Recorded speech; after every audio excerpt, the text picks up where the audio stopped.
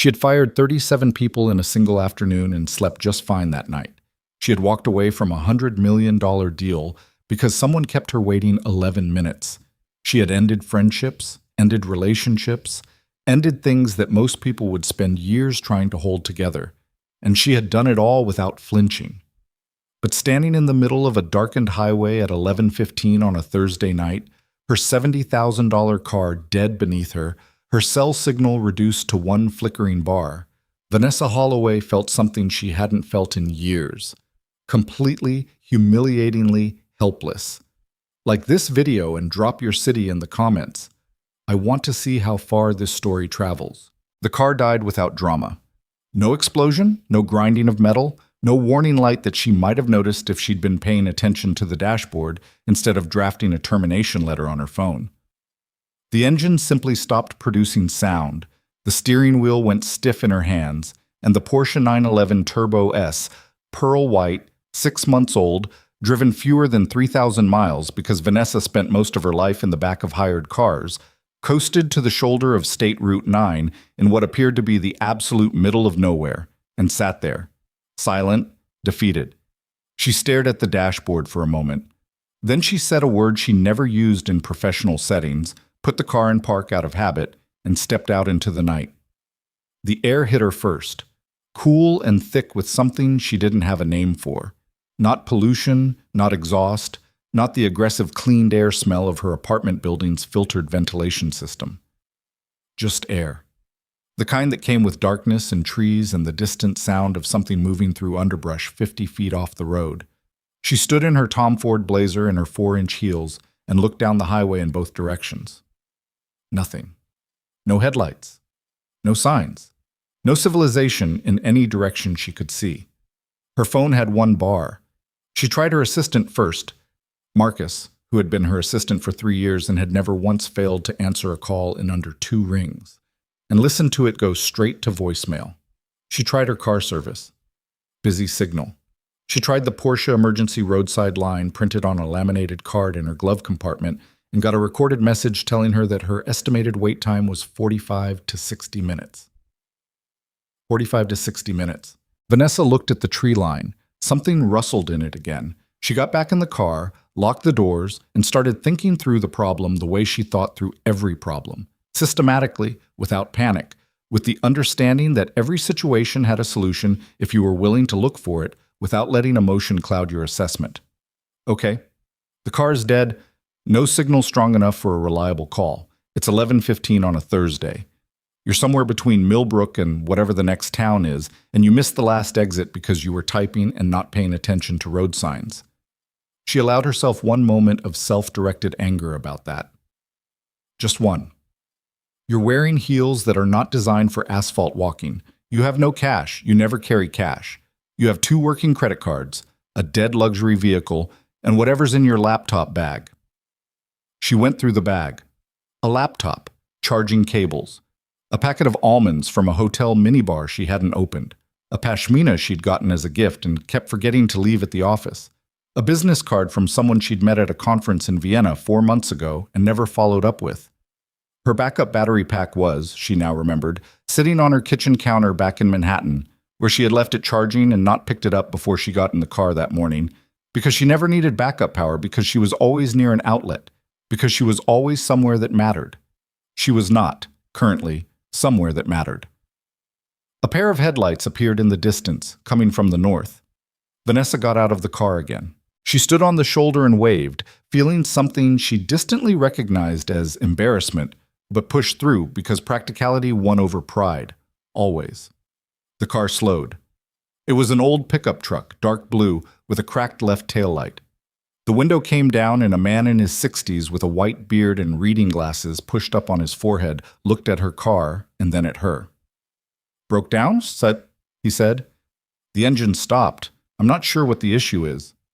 He nodded like this was a normal thing to say on a dark highway at 11 p.m. "Got a mechanic?" "In New York, yes." He almost smiled. "Closer than that, I hope." "I was hoping you could point me to someone in the area." The old man scratched the back of his neck.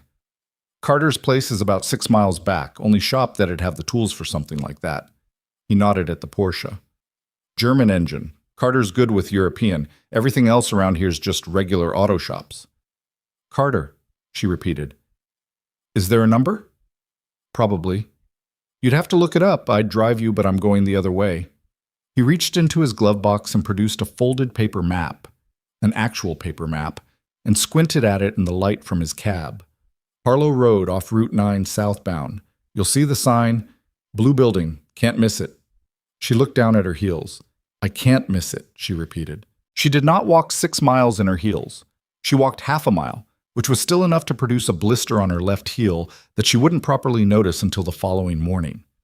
A woman in a minivan saw her on the shoulder and stopped without being flagged down, which surprised Vanessa in a way she didn't fully know how to articulate. The woman, late 40s, nurse's scrubs, a pine tree air freshener swinging from a rearview mirror, drove her the remaining distance without asking why she was out there or making any kind of commentary about her clothes or her car or the fact that her mascara had apparently done something in the night air that she didn't know about until she caught her own reflection in the minivan's window. The woman just drove. She dropped Vanessa off at a blue metal building set back from a 2-lane road, with a gravel lot and 2 bays with the doors rolled down and a single light burning in what appeared to be an office window on the side. You sure someone's there at this hour? Vanessa asked. Carter usually works late, the woman said. He's got a kid, so he works after she's asleep. Vanessa hadn't had time to parse what that meant before the minivan pulled away. The gravel was not kind to her heels. She crossed the lot carefully, avoided a dark puddle near the first bay door, and knocked on the glass panel of the office door. Nothing for a moment. Then the sound of something being set down, a tool, maybe, or a mug, and footsteps. And the door opened. The man who answered was not what she expected, though she would have had trouble articulating what she'd expected. He was tall, maybe 6'2", with dark hair that needed cutting and hands that were wiped clean but still carried the ghost of grease around the cuticles. He was wearing a gray t-shirt that had a small hole near the collar and dark canvas work pants, and he was looking at her with the kind of calm, unreadable attention that she usually only saw in people who were very good at poker or very used to being surprised. Hi, he said. Just that. Not can I help you. Not we're closed, not the confused scan up and down that most people did when they saw someone who looked like Vanessa standing in a place that didn't fit her. Just hi, delivered like it was the most natural thing in the world. My car broke down on Route 9, she said. Someone told me you work on European engines. He nodded once. What is it? Porsche 911. It just died. No warning. I had it serviced 8 weeks ago. She caught herself adding that detail and wasn't sure why, maybe because it felt important that she hadn't been negligent, that the car had failed her rather than the other way around. How far back? About 6.5 miles north. I walked half of it and got a ride. He looked at her heels briefly, then back at her face, and there was nothing judgmental in it, just observation. I can take a look tonight, he said. Probably won't be able to get parts until morning if it's something major, but I can at least tell you what it is. He stepped back from the doorway. You can wait inside, it'll be a few minutes. The office was small and cluttered in a specific, purposeful way. There was a metal desk with actual paperwork on it, invoices, she guessed, and a computer that was at least 4 years old by the look of it. A shelf along one wall held manuals, binders, a few loose tools that hadn't made it back to wherever they belonged. There was a coffee maker on a folding table and a child's drawing taped to the side of it. A house, a person with dark hair labeled Daddy, a smaller person labeled Me in uneven letters, and a flower that was as tall as both of them combined, which struck Vanessa as the kind of artistic choice she liked. She did not sit down because she didn't know if she was supposed to, and she did not look at the desk because that felt like prying, and she stood near the door for approximately 45 seconds before she heard a small voice from the hallway that connected to the back. Daddy? The man, Carter, appeared from the same hallway almost immediately. A little girl was behind him, maybe 5 or 6, wearing pajamas with cartoon owls on them and carrying a blanket with one hand while rubbing her eye with the other. She had his dark hair and a look of complete, unconcerned alertness that didn't match the pajamas at all. Hey, Bug, he said quietly. You're supposed to be asleep. I heard the door. I know, a customer came in. Go back to bed. The girl looked around him at Vanessa without shyness. Your shoes are really tall, she said. Lily, Carter said, in a tone that wasn't sharp but had a direction to it. They are, though. They are, Vanessa agreed. They're also not very practical for walking on gravel, it turns out. The girl considered this. You should wear sneakers, she said in the tone of someone delivering a verdict. I'm starting to think you're right. Carter guided his daughter back down the hallway with a hand between her shoulder blades, and Vanessa listened to the sound of him settling her back down. Not the words, just the murmur of it, low and patient. And then he came back out and grabbed a set of keys from a hook by the door. I've got a truck out back, he said. We'll go take a look. He didn't talk much in the truck. That wasn't nothing. Most people filled silence with noise, questions about what she did, where she was going, why she was out this way, and Vanessa had spent 15 years becoming very skilled at deflecting all of it without being rude. She'd gotten good at giving answers that were technically accurate and contained nothing real. Carter didn't ask.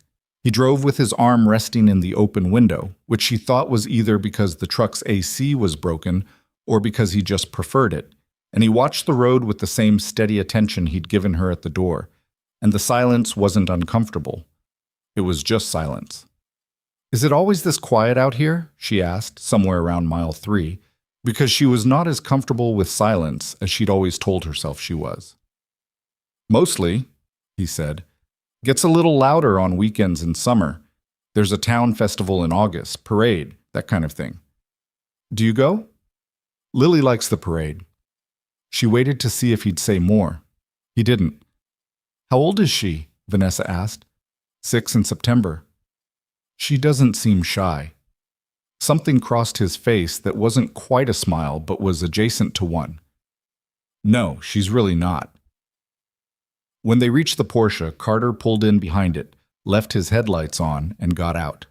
He opened the hood without ceremony and spent a few minutes with a flashlight looking at things that Vanessa couldn't identify and didn't pretend to.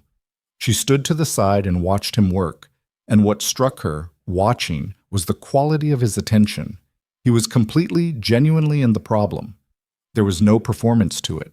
He wasn't explaining things to her, or narrating his process, or trying to demonstrate competence. He was just looking, checking, thinking, with the focus of someone who was actually interested in what was in front of him. She hadn't seen that in a long time. Most of the people in her world were always performing something. Fuel pump, he said eventually. Is that expensive? The part, yeah, for this model. Labor's not bad. He clicked the flashlight off. I can have it done by 10 tomorrow morning if I can get the part delivered early. There's a supplier in Albany I use. I'm supposed to be in a meeting at 9. He looked at her, not unkindly. In New York? Yes. Then you'll need a rental, or you can call someone. She thought about Marcus's voicemail. My assistant might be reachable in the morning. There's a motel about a mile from the garage, not fancy. He paused. Clean, though. The woman who runs it is Donna. Tell her Carter sent you. She'll give you a decent room. Vanessa looked at her Porsche, sitting dead on the shoulder, and felt something she hadn't felt in a professional context in years. The specific helplessness of being in a situation that money could not immediately solve. Because the problem was not money, it was time and logistics, and being in the wrong place at the wrong time with no infrastructure to catch her. Okay, she said. And then, because it was the right thing to say, and she didn't say it often enough, thank you. He nodded like it was nothing much, like helping a stranded stranger at 11:30 at night was just a thing that happened. Maybe, she thought, where he was from, it was. The motel was called the Pinecrest, and it was exactly what he'd said. Not fancy, but the sheets were clean and the lock worked, and there was a small white noise machine on the nightstand that someone had left behind. A guest, probably. That Donna told her she was welcome to use, in the matter-of-fact way of someone who assumed she knew what was useful. Vanessa lay on her back in the dark at 1 in the morning and stared at the ceiling and listened to the white noise and thought about the fuel pump. She thought about the drawing taped to the coffee maker. Daddy and me and the too tall flower. She thought about the way Carter had looked at the engine, not showing off, not performing, just in it. And something about that image wouldn't leave. She opened her phone. 3 bars now, for whatever reason. 3 voicemails from Marcus, 2 texts from her COO about the morning meeting, a calendar reminder, a news alert, an email from someone wanting a comment on a business magazine article she hadn't agreed to be in. She put the phone face down on the nightstand. The white noise machine breathed. She didn't sleep for a long time. Vanessa Holloway had built her first company at 22. It was a logistics software startup that she'd launched with $11,000 she'd saved working double shifts through college, a laptop she'd bought refurbished, and a willingness to cold call potential clients from her apartment until midnight if she had to. She'd slept on a second-hand futon for 2 years. She'd eaten convenience store food for so long that her doctor told her to take iron supplements. She'd been laughed at in meetings, talked over in pitch rooms, asked twice whether her boss would be joining them before people understood that she was the boss. By 25, she'd sold the company for $43 million. By 27, she'd launched 2 more. By 29, she'd taken one of them public. And the morning it opened on the exchange, she was sitting in a car outside the building watching the ticker on her phone, and her hands were completely steady, and she thought, this is what it was for. All of it. This. She had earned everything she had. She believed that, not in the way people said it when they wanted to feel good about themselves, but factually. She had tracked every hour, every sacrifice, every decision that had compounded into the life she was living, and she understood the math of it. What she hadn't understood, or had understood in theory but not felt, was what the math cost. There was a man she'd been with at 28, a venture capitalist named Aaron, who was smart and ambitious, and who she genuinely liked, and he'd said to her once, near the end, "Vanessa, you don't let anyone close enough to matter, not really." And she'd been angry at him for saying it, and then the relationship had ended, and afterwards she'd thought about it sometimes in quiet moments and decided he was probably right, and then she'd gotten busy again and stopped thinking about it. She didn't have many quiet moments. That was, she had always told herself, by design. She was at the garage by 8 in the morning. She'd walked the mile from the motel in different shoes. She kept a pair of flat travel shoes in her laptop bag since an incident in a Tokyo airport 3 years ago, and found Carter already in the second bay with the Porsche up on a lift.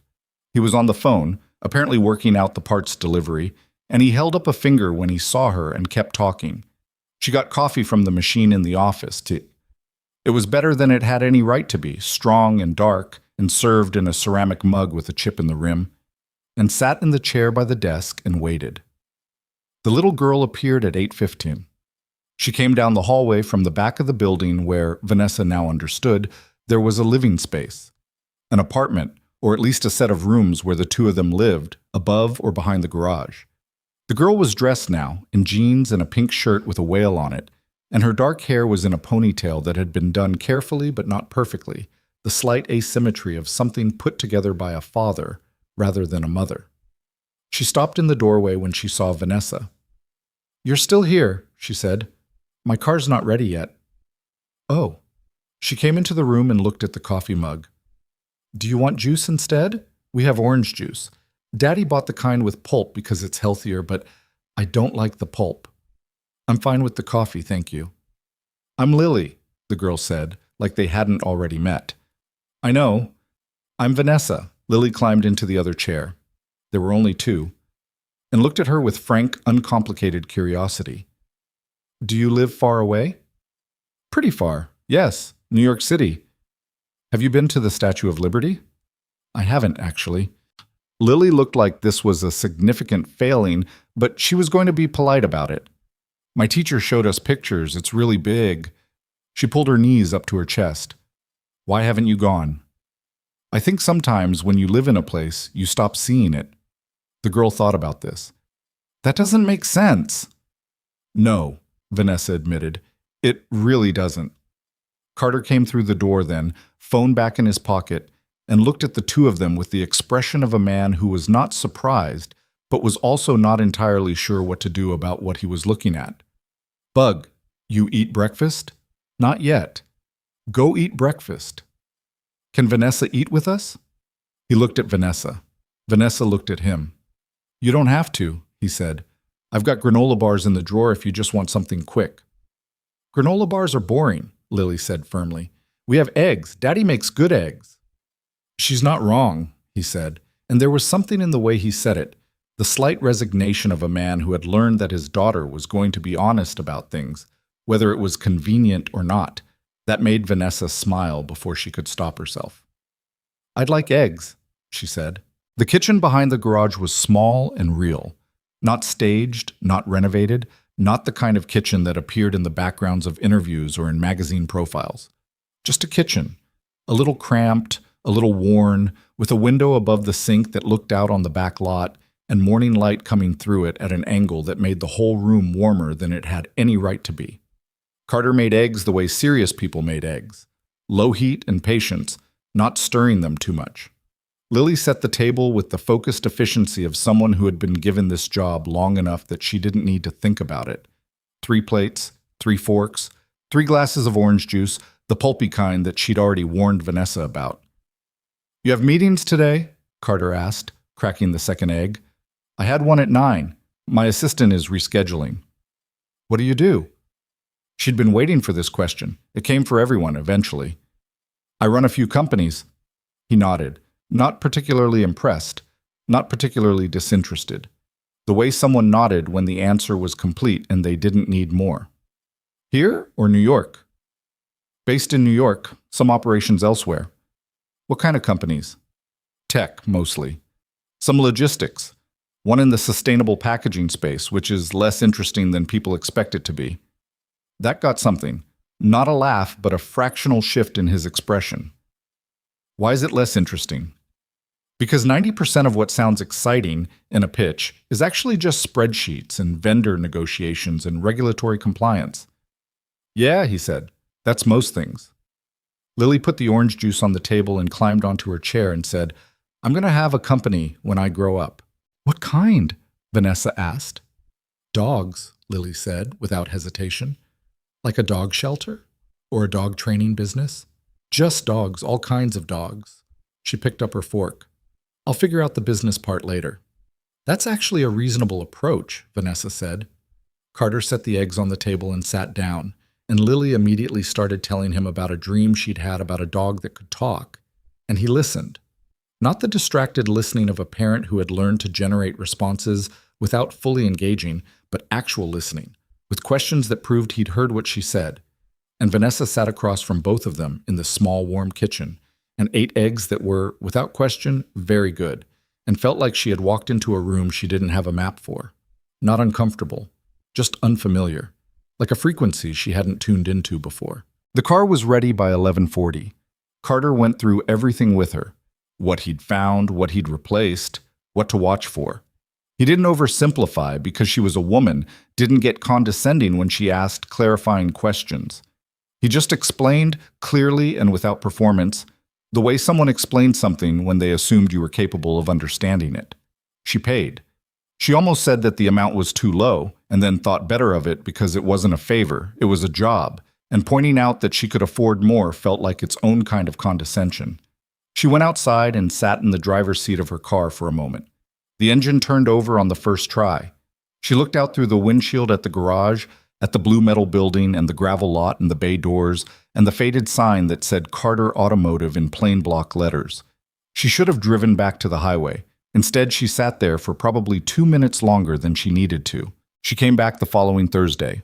She told Marcus she had a client in the area, which was not true, but Marcus had been her assistant long enough to know when to ask follow-up questions and when not to, and this was a when not to.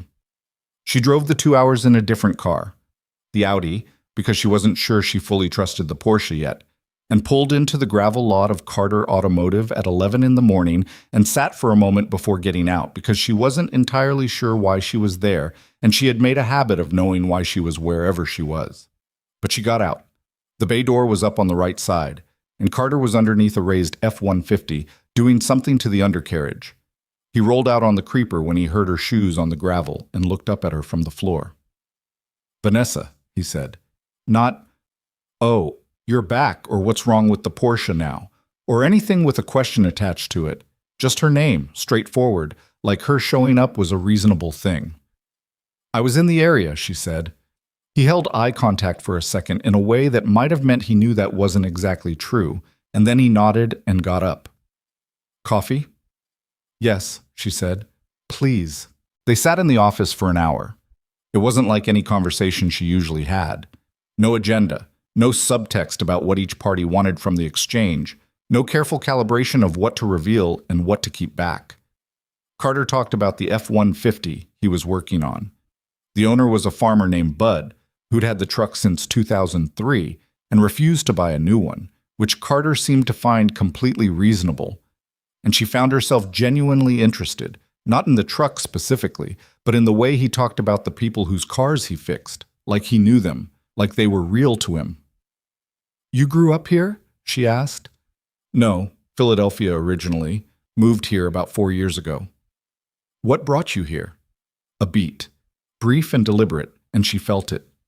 "Wanted somewhere smaller," he said. "For Lily." She didn't push it. She had never been good at letting things go, professionally. She was famous, among people who worked with her, for digging at problems until there was nothing left to find. But something about the way he said it made her set it down. Not everything was her business. That wasn't a thing she'd really believed before. "She starts first grade in September," he said after a moment. "She's excited about it. She made me help her practice writing her full name in cursive, which she definitely doesn't need to know for first grade. But she decided she wanted to learn it. Did she get it?" "Pretty well, yeah." She also decided her middle name needed to be longer so she'd have more to practice with. He almost smiled. "She doesn't have a middle name, so now she insists it's Lily Moonbeam Carter, and we'll see how long that lasts." Vanessa laughed. It was sudden and genuine, and she noticed it, the realness of it, because she laughed at things all the time in professional settings, and it never felt quite like that. "She's going to be a lot," Vanessa said. "She's already a lot," he said. "She was a lot at 3 weeks old. She came out with opinions." She drove back to the city at 2 in the afternoon. She sat in traffic on the thruway and thought about the drive, which was strange to her because the drive had been nothing, just sitting and talking in a cluttered office. And yet she was thinking about it with more attention than she'd given to a lot of things that mattered significantly more on paper. She thought about the way he'd said Philadelphia originally, like that was a door he'd opened a crack and then pulled back. She thought about Lily insisting on Moonbeam. She thought about how Carter had looked when she laughed, not like he'd been trying to make her laugh, not with the satisfaction of someone who'd landed a joke they'd been building toward, but with something quieter. Like the laugh had surprised him a little, too. Her phone buzzed. Marcus, with a reschedule confirmation and 3 things requiring her immediate attention. She switched into that mode, the one that had carried her through the last decade, efficient and focused and in forward motion, and she handled all 3 things before the traffic broke. But when she got home that night and stood in her kitchen that was large and clean and absolutely silent, she noticed the silence in a way she hadn't before. She wasn't sure what to do with that. So she made tea and read a brief and went to bed. And if she thought, before she fell asleep, about a kitchen that was small and warm and had a window that let the morning in sideways, well, that was just a thought. People had thoughts. It didn't have to mean anything. She came back the week after that. And the week after that. By the 4th visit, she had stopped inventing reasons. She didn't tell Marcus she had a client in the area. She told him she'd be unreachable for the day, which she never did, and she drove up on a Saturday, which was the first Saturday she'd taken completely off in approximately 11 months. It rained that day. Hard, steady rain that drummed on the metal roof of the garage and turned the gravel lot into something that glittered under the security light Carter left on by the entrance. They sat on overturned crates in the open bay door. Not inside, because there was something about the smell of rain and motor oil and the gray afternoon that made being inside feel wrong. And drank coffee and talked for 3 hours. He told her about a book he'd read, something about the history of mechanical engineering, and she told him about the logistics software she'd built, and the problem she'd been trying to solve, and why the problem had interested her. He asked questions that proved he'd been listening, not just waiting for her to finish so he could talk again. She told him about her mother, briefly, in a way she didn't usually tell people things, and he didn't make it into a moment. He just heard it. "You don't have a lot of people you talk to, do you?" he said at some point.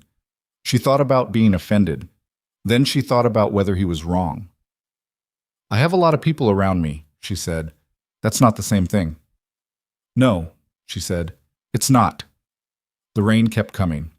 A car splashed through a puddle on the road out front, its headlights sweeping briefly through the bay.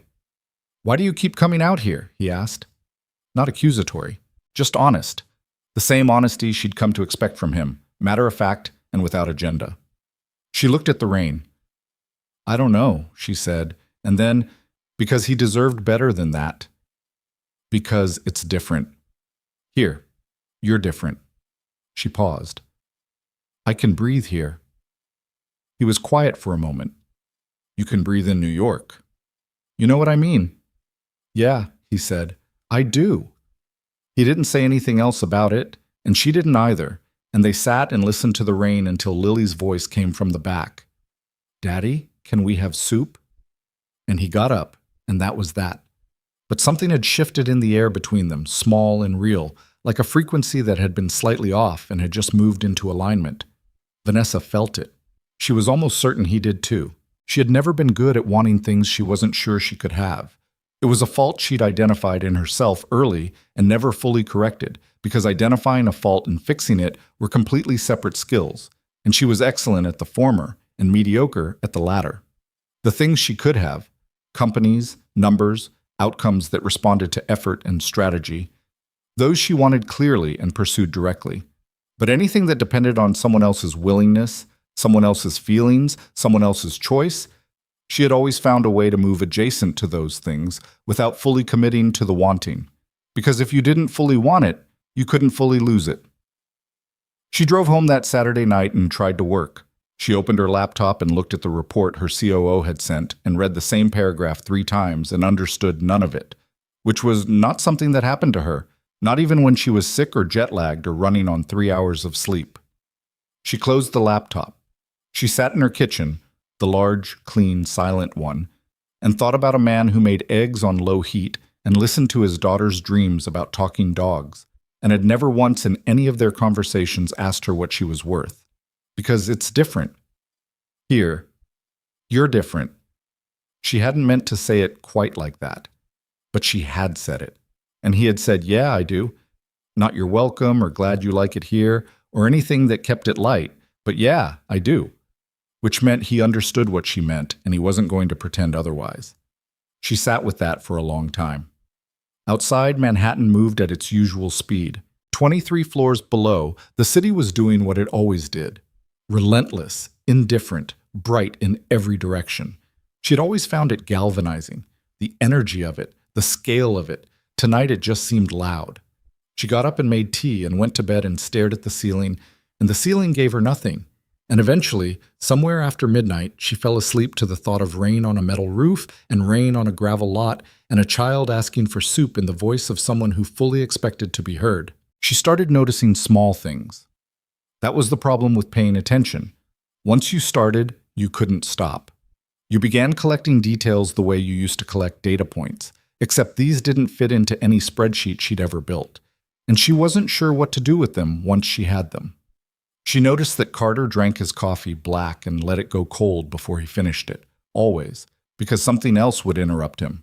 A customer, a question from Lily, a part that needed checking, and he'd come back to it 20 minutes later without complaint. She noticed that he kept a small notebook in his back pocket, not a phone, an actual paper notebook with a soft cover, and he wrote in it sometimes with a stub of pencil he kept behind his ear, brief notations she never looked at because they weren't hers to look at. She noticed that when he was thinking through something difficult, he had a habit of going very still, not the stillness of someone who'd checked out, but the opposite. Someone who had gone somewhere entirely interior and was working through the problem in a place where noise couldn't reach. She noticed that he was careful with her in a way she didn't have a name for. Not delicate, not deferential, just careful, the way you were careful with something that mattered without making a production of the mattering. She didn't know what to do with that either. By the 6th visit, she had stopped counting at some point and then started again, which told her something she was trying not to look at directly. She had developed a loose routine. She drove up on Saturday mornings, usually arriving around 10. Carter would be working. Lily would be around, either helping in ways that were mostly decorative or occupied with something in the back. Vanessa would get coffee from the machine in the office, and eventually they'd end up in conversation, and time would do the thing it had started doing, where it moved differently than it moved everywhere else in her life. In New York, time was granular. She tracked it in 15-minute increments, sometimes less. Every hour had a purpose attached to it, a deliverable, a call, a decision that needed to be made before the next one arrived. She had built her entire professional life on the premise that time was the only resource you couldn't manufacture more of, which meant it had to be allocated with the same rigor you'd apply to capital. At the garage, time went somewhere. An hour passed and it felt like 30 minutes, and not because she wasn't present, she was more present than she'd been in years, but because the hour wasn't being consumed by anything. It was just being used to sit and talk and listen to rain on metal or gravel under tires, or Lily explaining at length her evolving theory on which dinosaurs would have made the best pets. Ankylosaur, Lily said, on the Saturday in mid-June, with the conviction of someone who had given this serious thought. Because it's slow, so it wouldn't run away, and the shell thing on its back would be good for putting stuff on, like a table. A table, Carter repeated. He was changing the oil on a Honda Civic and couldn't fully see her from under the hood, but he was tracking the conversation. He was always tracking. For snacks, Lily clarified. Vanessa was sitting on the overturned milk crate she'd come to think of as hers. What about the tail? She asked.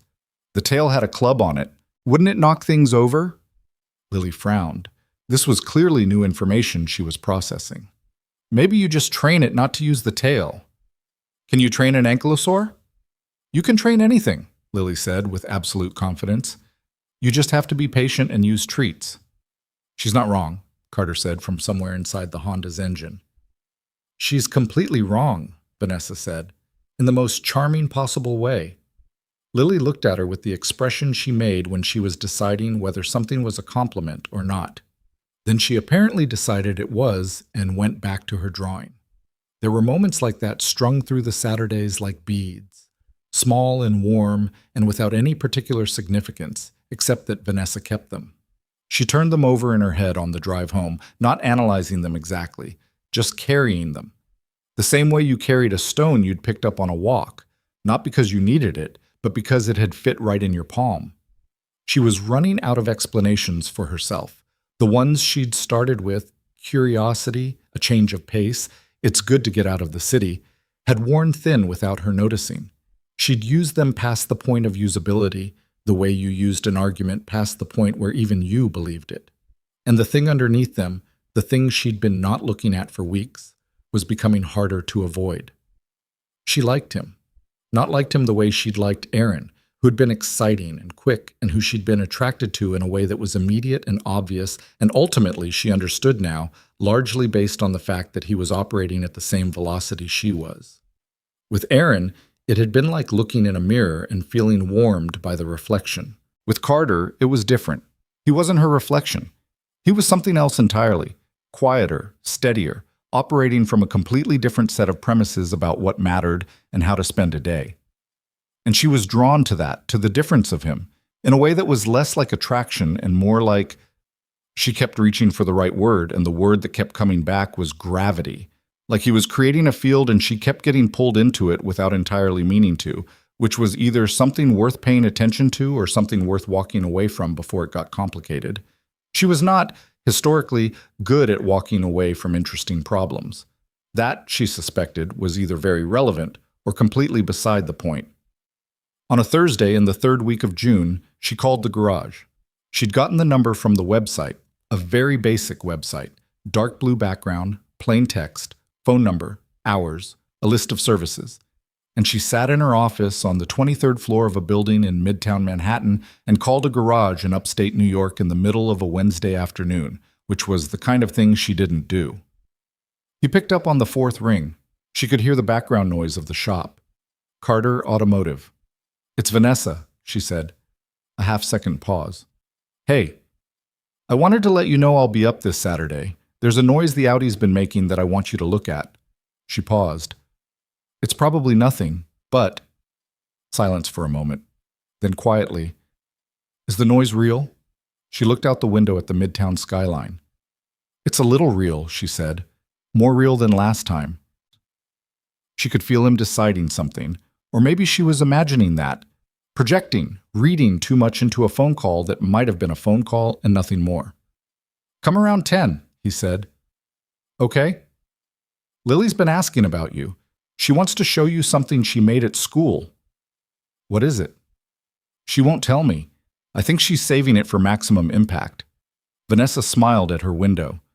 I'll be there at 10. She hung up and sat with the phone in her hand for a moment. Her COO had an update meeting at 2. She had a call with their outside counsel at 3:30. She had a pitch presentation to review before the board meeting the following Tuesday. She opened her laptop and pulled up the review doc, but for about 60 seconds she just looked at the city instead, thinking about nothing in particular and everything at once, which was not a mode she usually operated in, and finding it, for the first time in a while, not unpleasant. The Audi made a noise that Saturday that was, in Vanessa's honest assessment, probably real about 40% of the time. Carter found a loose heat shield and fixed it in 20 minutes and didn't charge her for it. And she made a contribution to his coffee fund that was probably 20 times what a coffee fund needed. And they both pretended that was normal. And then they spent the rest of the morning doing what they always did. Lily showed her the project. It was a family portrait, made in art class, rendered in tempera paint on a piece of cardboard. There was a large figure with dark hair labeled Daddy, and a small figure with a ponytail labeled Me, and a third figure at the edge of the frame, tall, in what was clearly meant to be a blazer, with yellow hair, labeled simply V. Vanessa looked at the painting for a moment. "That's me?" she said. "You're tall," Lily said, a little defensively. "I tried to get the hair right." "The hair's very good." Vanessa looked at Carter, who was looking at the painting with an expression she couldn't entirely read. Lily, this is really lovely." "I used a lot of yellow," Lily said. "Mrs. Pacheco said I was generous with the yellow." "She was," Carter confirmed. "Very generous." "Are you going to keep it?" Lily asked Vanessa. "You can have it if you want. I made one for home, too." Vanessa looked at the small painting. She owned art that had cost more than some people's houses. She had a Basquiat on her living room wall that her art consultant had selected with scientific precision and that she never looked at anymore because it had become part of the room. "I would really like to have this," she said, and meant it completely. She drove home with the painting on the passenger seat, propped against the seatbelt so it wouldn't slide. She'd wrapped it in one of the shop rags Carter had handed her without comment, and the painting leaned against the seat the whole 2 hours back to the city, and she kept not quite looking at it and looking at it anyway. It was on her refrigerator by Sunday morning. Her refrigerator, which was stainless steel and custom paneled and had never had anything on it before. She stood in her kitchen and drank her coffee and looked at the painting and the 3 figures in it. Tall father, small daughter, tall visitor in a blazer with generous yellow hair, and thought quietly that this was probably the most honest portrait anyone had ever made of her, because a 6-year-old had no reason to be anything other than exactly what she saw. 2 weeks later, something shifted. It was a Saturday that had started ordinary. Coffee, Lily's ongoing research into the feasibility of pet velociraptors, Carter working on an old Subaru that belonged to a retired teacher named Mrs. Fleming, who Carter clearly had a lot of time for. Vanessa had been sitting in the office reading a brief on her laptop when she heard Lily, from somewhere in the back, make a sound that was not the usual sound.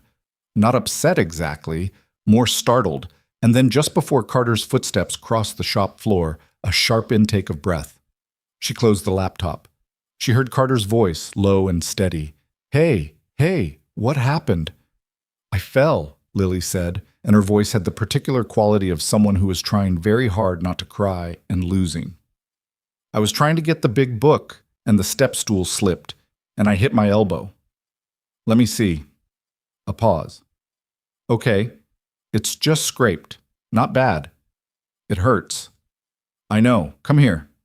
More sounds. The run of water from a faucet. Carter's voice, still low, explaining what he was doing as he cleaned it. Not narrating for performance, but because Lily did better when she knew what was coming, Vanessa had noticed this before. The quiet negotiation of a child who was 4 years into understanding that, when things hurt, her father showed up. Vanessa stayed at the desk. She stayed there because she was a guest here, and this was not her moment to insert herself into. But she sat there and listened to Carter with his hurt daughter, the patience in his voice and the steadiness, and felt something in her chest move in a way that didn't have a clinical name. When Lily came out 10 minutes later with a bandage on her elbow, In a look of recovered dignity, she sat next to Vanessa and said, without preamble, "Daddy kissed it. He says that works, but I don't think that's scientifically proven." "It might not be," Vanessa said. "Does it feel better, though?" Lily considered. "Kind of." "Then maybe the mechanism doesn't matter." Lily looked at her. "That's like something he says." Vanessa looked up and Carter was in the doorway, leaning against the frame with his arms crossed, not saying anything, just watching the two of them. There was something on his face she couldn't name, something that was there and then was gone, replaced by the usual quiet and the usual steadiness.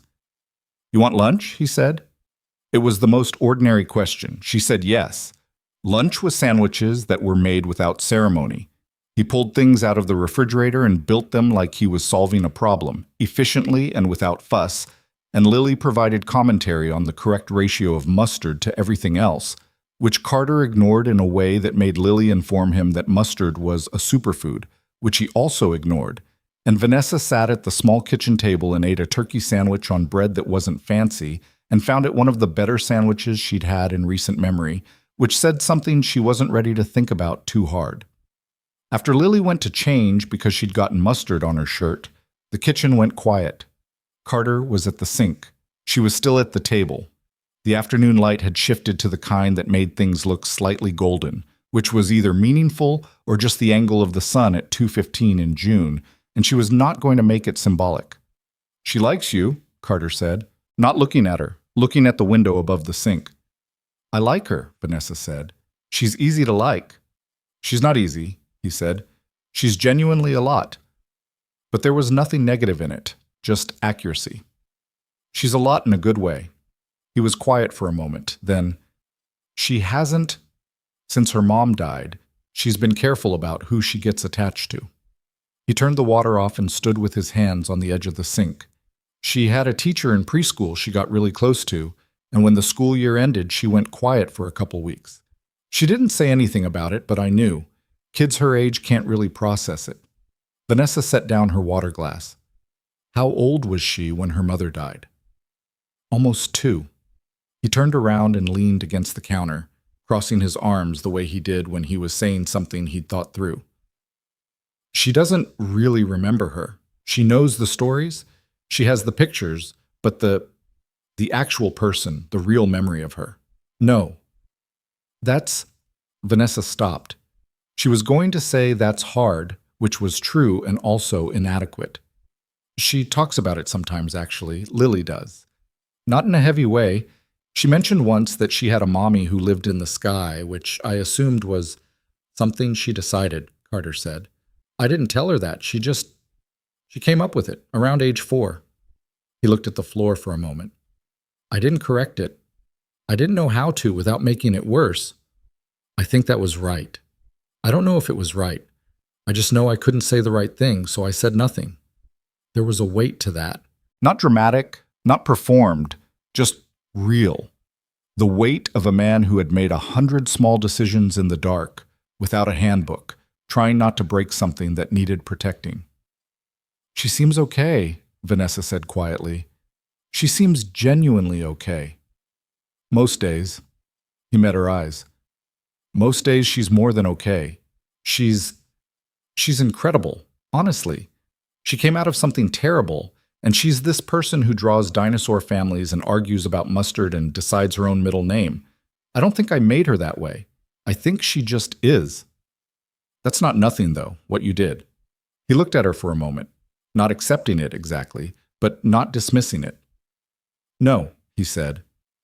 "I know." Lily came back in wearing a clean shirt and announced that she wanted to go to the park and look for frogs, which brought the conversation to a close with the efficiency only a 6-year-old could manage. And Carter untucked himself from the counter and started looking for appropriate footwear, and Vanessa helped Lily locate a shoe that had somehow ended up behind the recycling bin, and by the time they were standing in the lot ready to go, the weight of the kitchen had settled into something lighter. They walked to the park down the road, the 3 of them, Carter and Lily and Vanessa, who was wearing the flat travel shoes that had become her de facto upstate footwear.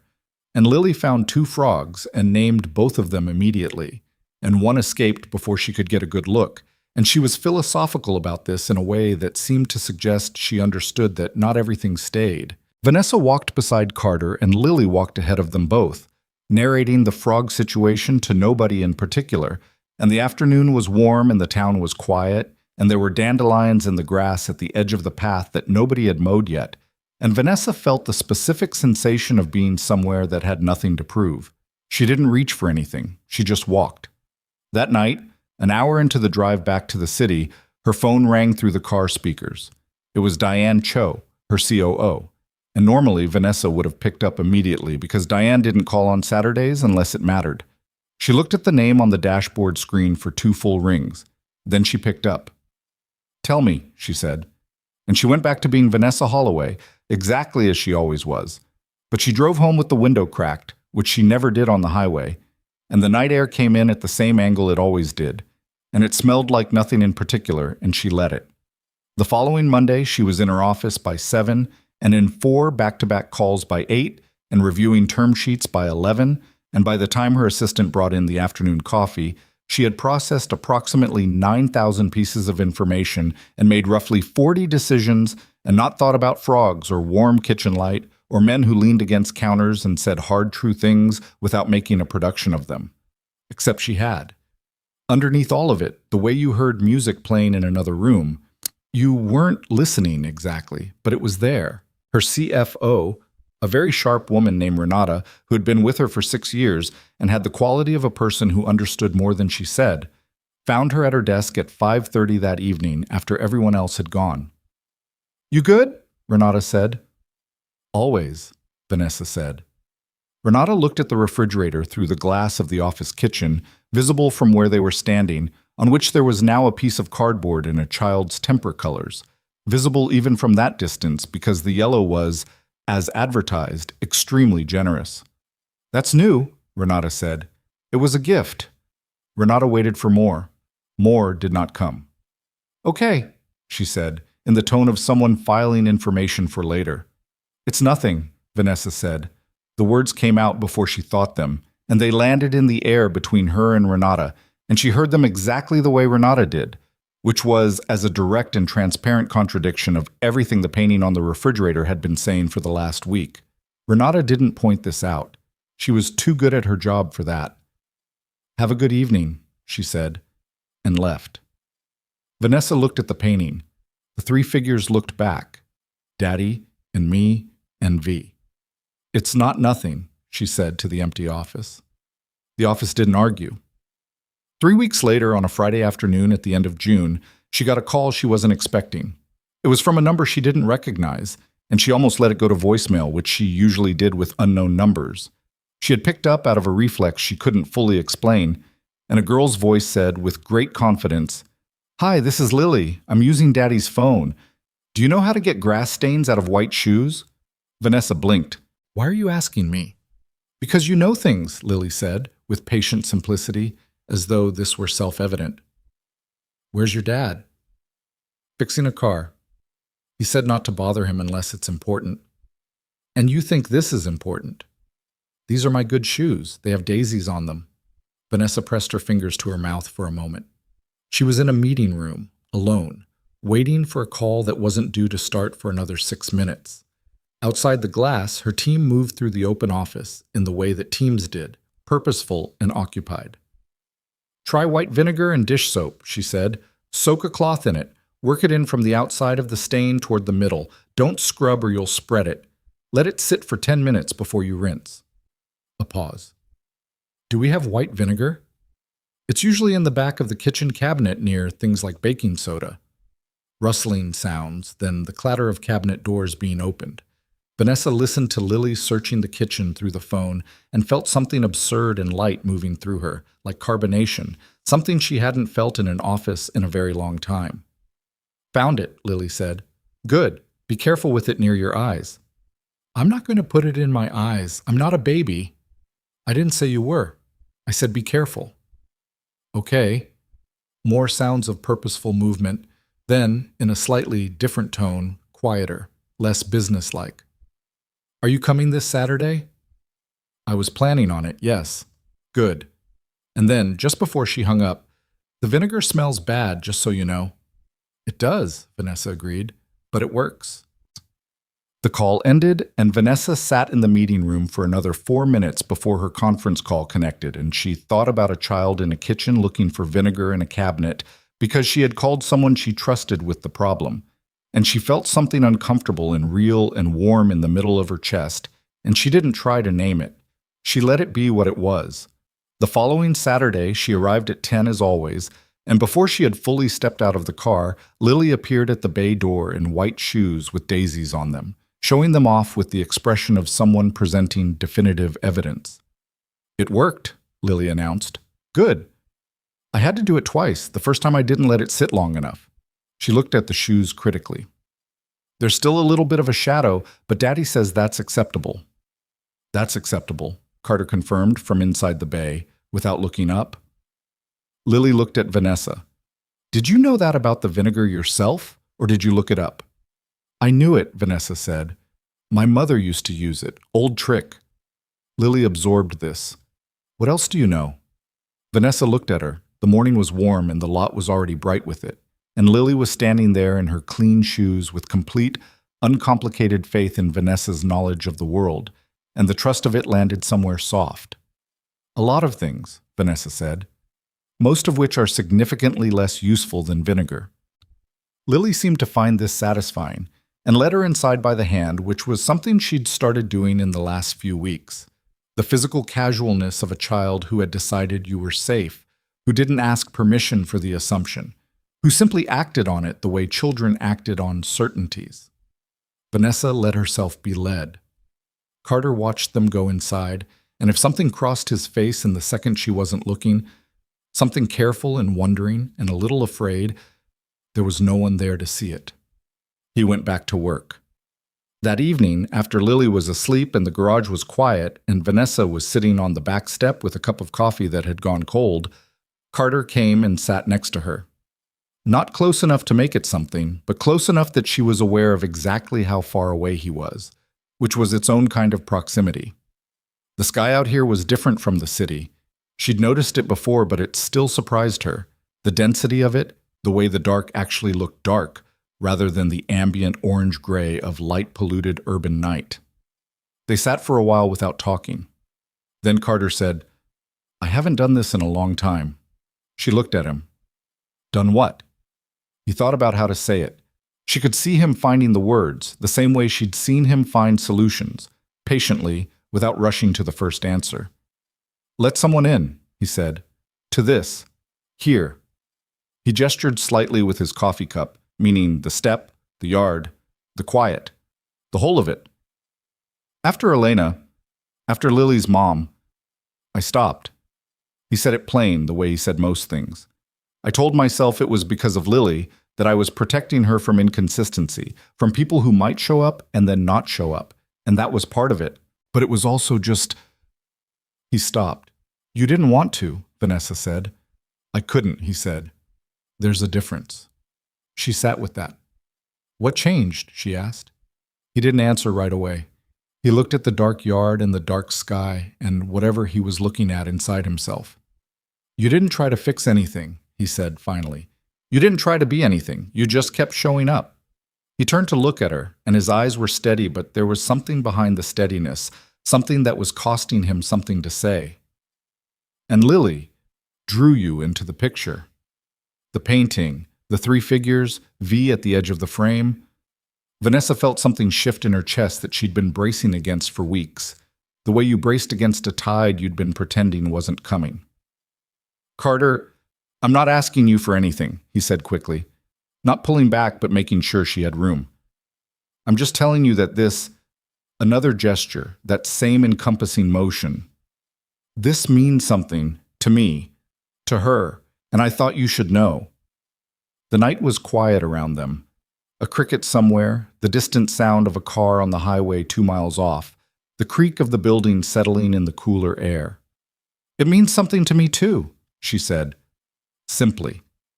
Without the qualifications she would have attached to that sentence a year ago, without the careful architecture of self-protection she'd spent 15 years building. She said it and left it there, bare and real, the way he'd left his. He nodded. just once, like she'd confirmed something he'd been fairly sure of but needed to hear. And then they sat on the back step and drank their cold coffee and looked at the dark yard until there was nothing left in their cups.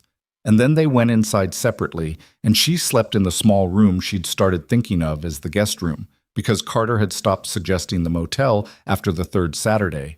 And the night was quiet, and she woke up at 6 to the sound of Lily telling her stuffed animals that it was too early to be awake, but they were going to have to deal with it.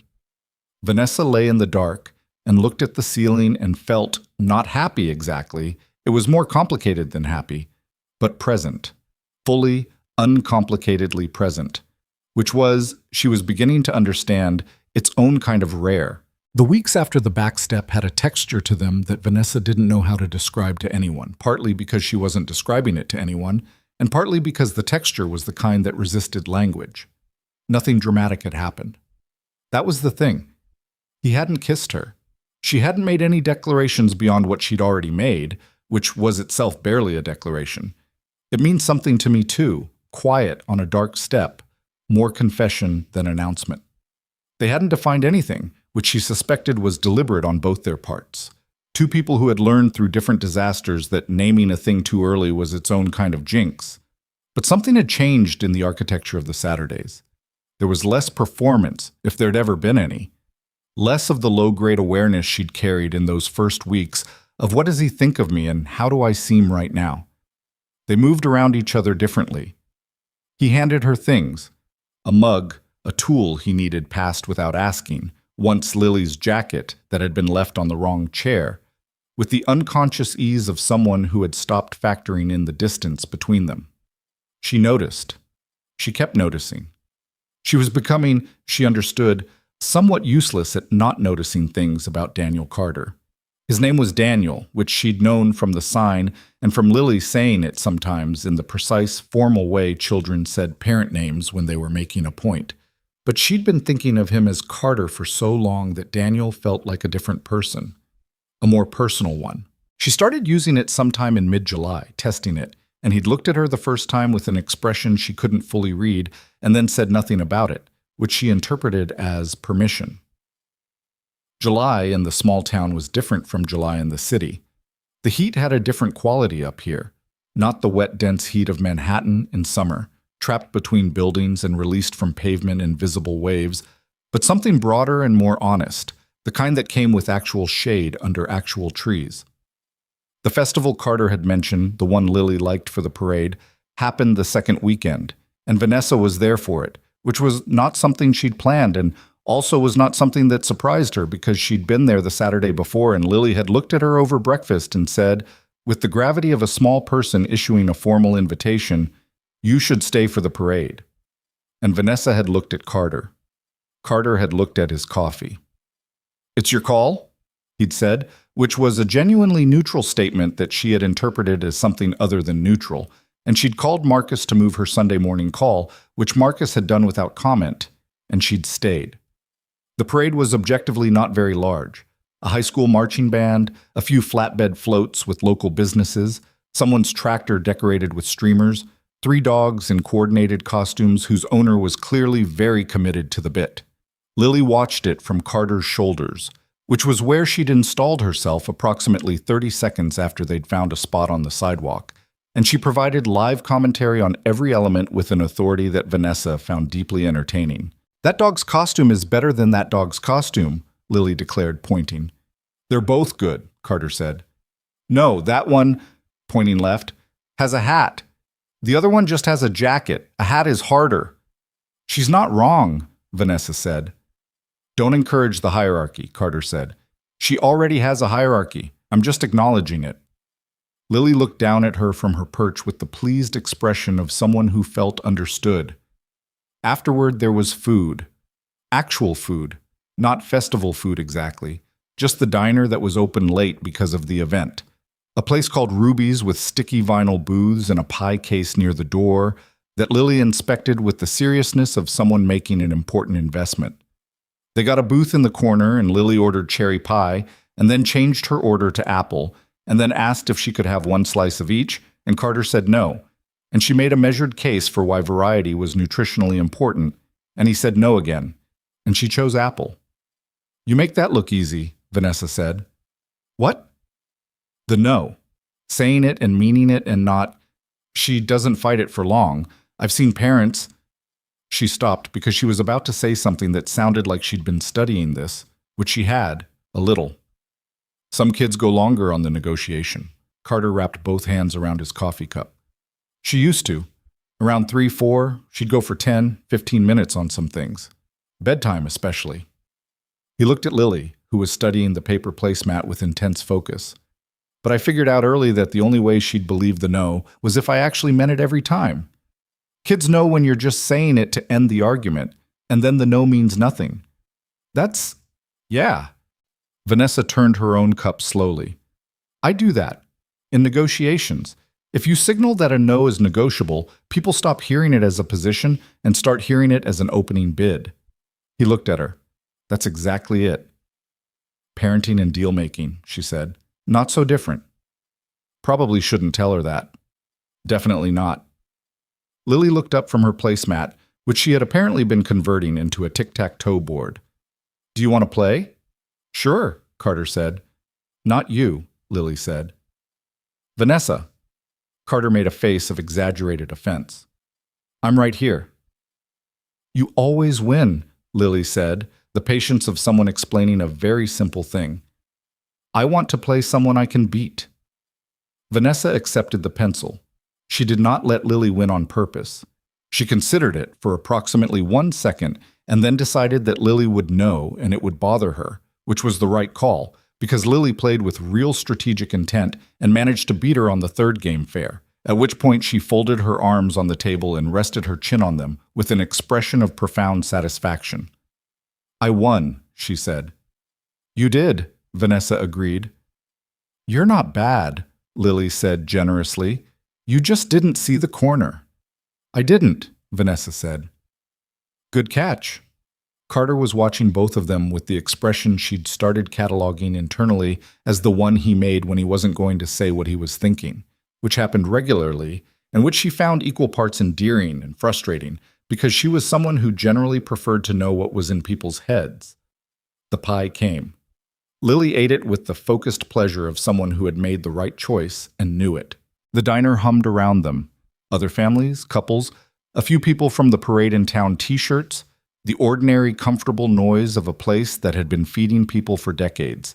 Vanessa looked around at the sticky booths and the pie case and the waitress who called everyone Han without it feeling performative, and thought about how many places she'd eaten in the last year. Restaurants that took 3 months to get reservations, places where the food was engineering more than cooking, and how this, the cherry red vinyl and the apple pie and the tic-tac-toe on the placemat, felt more like dinner than any of them. She said none of this. It would have sounded like she was contrasting things for effect, performing a revelation, and she wasn't. She was just eating and noticing. They walked back to the garage in the warm evening, Lily between them holding one hand of each because she'd decided this was how walking worked, and the town was settling into its post-festival quiet, and Vanessa thought, for the first time in her life without ambivalence, that she would like this particular evening to be longer than it was. That was in July. In August, things got harder. Not between them.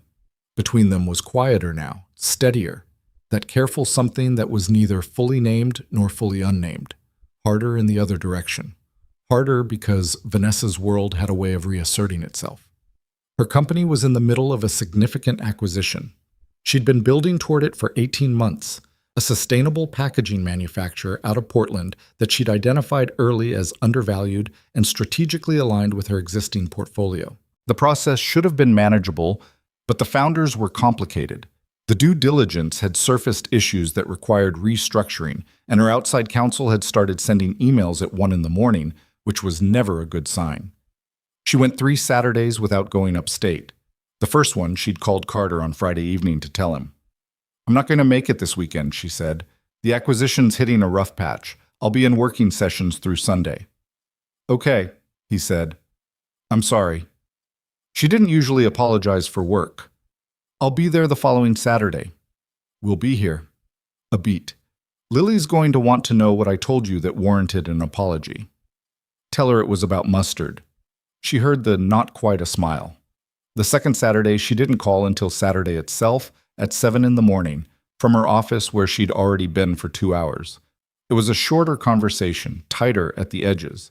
She was distracted, and he could tell, and she didn't have the energy to pretend otherwise. Go, he said. Handle it. I'll call this week. To Lily, I mean. If she asks about the vinegar thing. She'll be fine, he said. Vanessa, go handle your thing. She went. She handled it.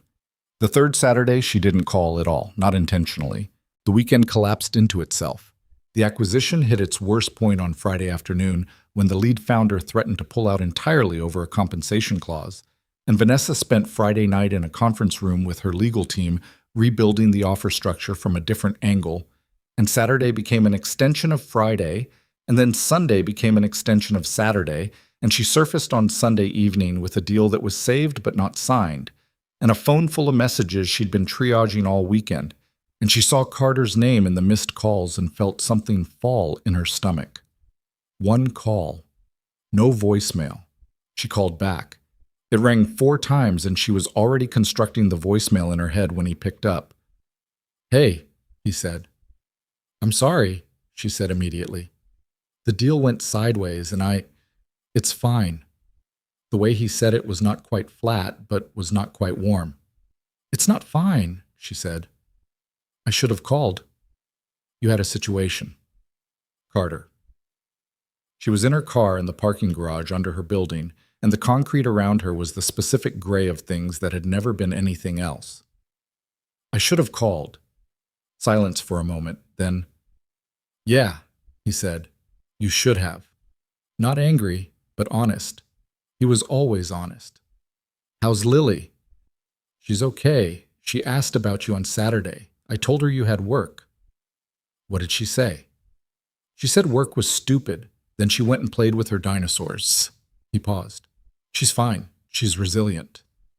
I know she is. Vanessa looked at her own hands on the steering wheel. Are you? A long beat. I'm not built like I was at 25, he said, and that was all he said. And she understood it completely. Not a complaint, not a demand, just information. A statement of where he was. He was someone who had lost someone, who had rebuilt around protecting himself and his daughter from exactly this kind of irregular presence. And the thing they'd been building on the Saturdays was based on consistency, on showing up, on the particular promise that a recurring thing made without words. And she'd broken 3 in a row without warning. I hear you, she said quietly. I know you have a life, Carter said. I know what it looks like.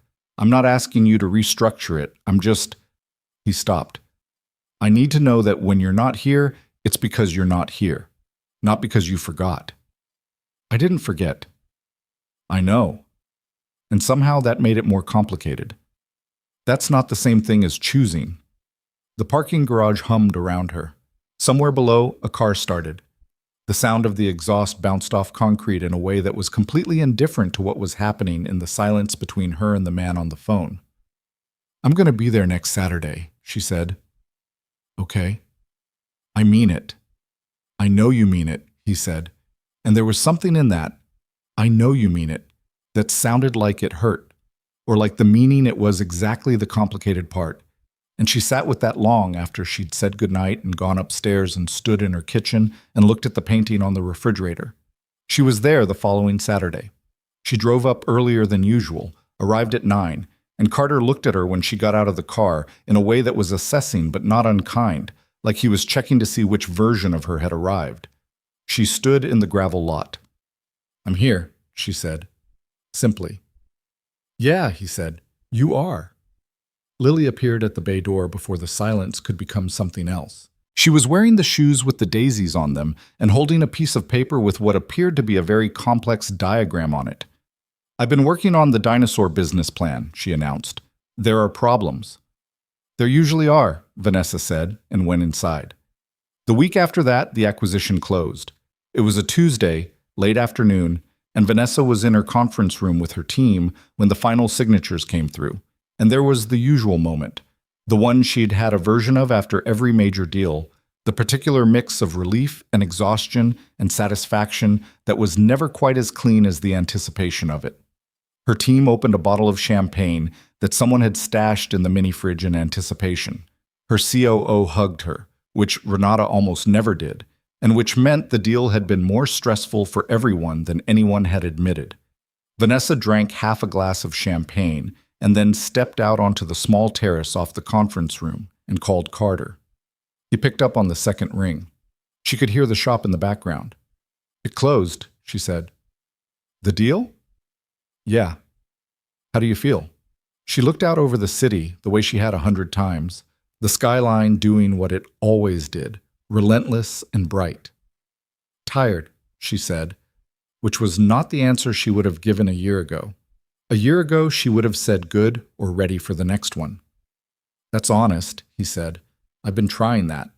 She heard a sound that might have been him putting down a wrench. "Lily got a gold star on her reading this week. She's been making me address her as Gold Star Lily since Thursday." Vanessa closed her eyes and leaned on the railing. As she should. She'd want to tell you herself. She's going to be annoyed you already know. "Then don't tell her I called. That's a conspiracy." "Those work." She heard his almost laugh. "Come this Saturday," he said. "We're going apple picking. There's a place about 20 minutes out." Lily decided. She decided. She decided in the way where I don't remember agreeing to it, but apparently I did. Vanessa smiled at the Manhattan skyline. "I'll be there." She was. The apple orchard was everything Lily had promised, which meant it had a lot of trees and a donkey that you could pet for $1 and a barn with cider, and a woman at the entrance who gave Lily a canvas bag that was taller than she was. Lily took this in stride and began filling it immediately with the precision of someone running a procurement operation.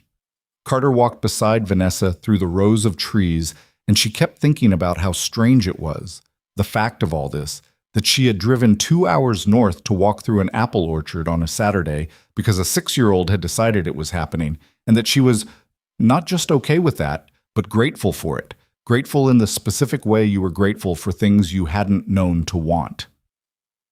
"Can I ask you something?" Vanessa said. They were far enough down a row that Lily was visible but out of earshot, moving between trees with her enormous bag. "Yeah," Carter said. "When did you leave?"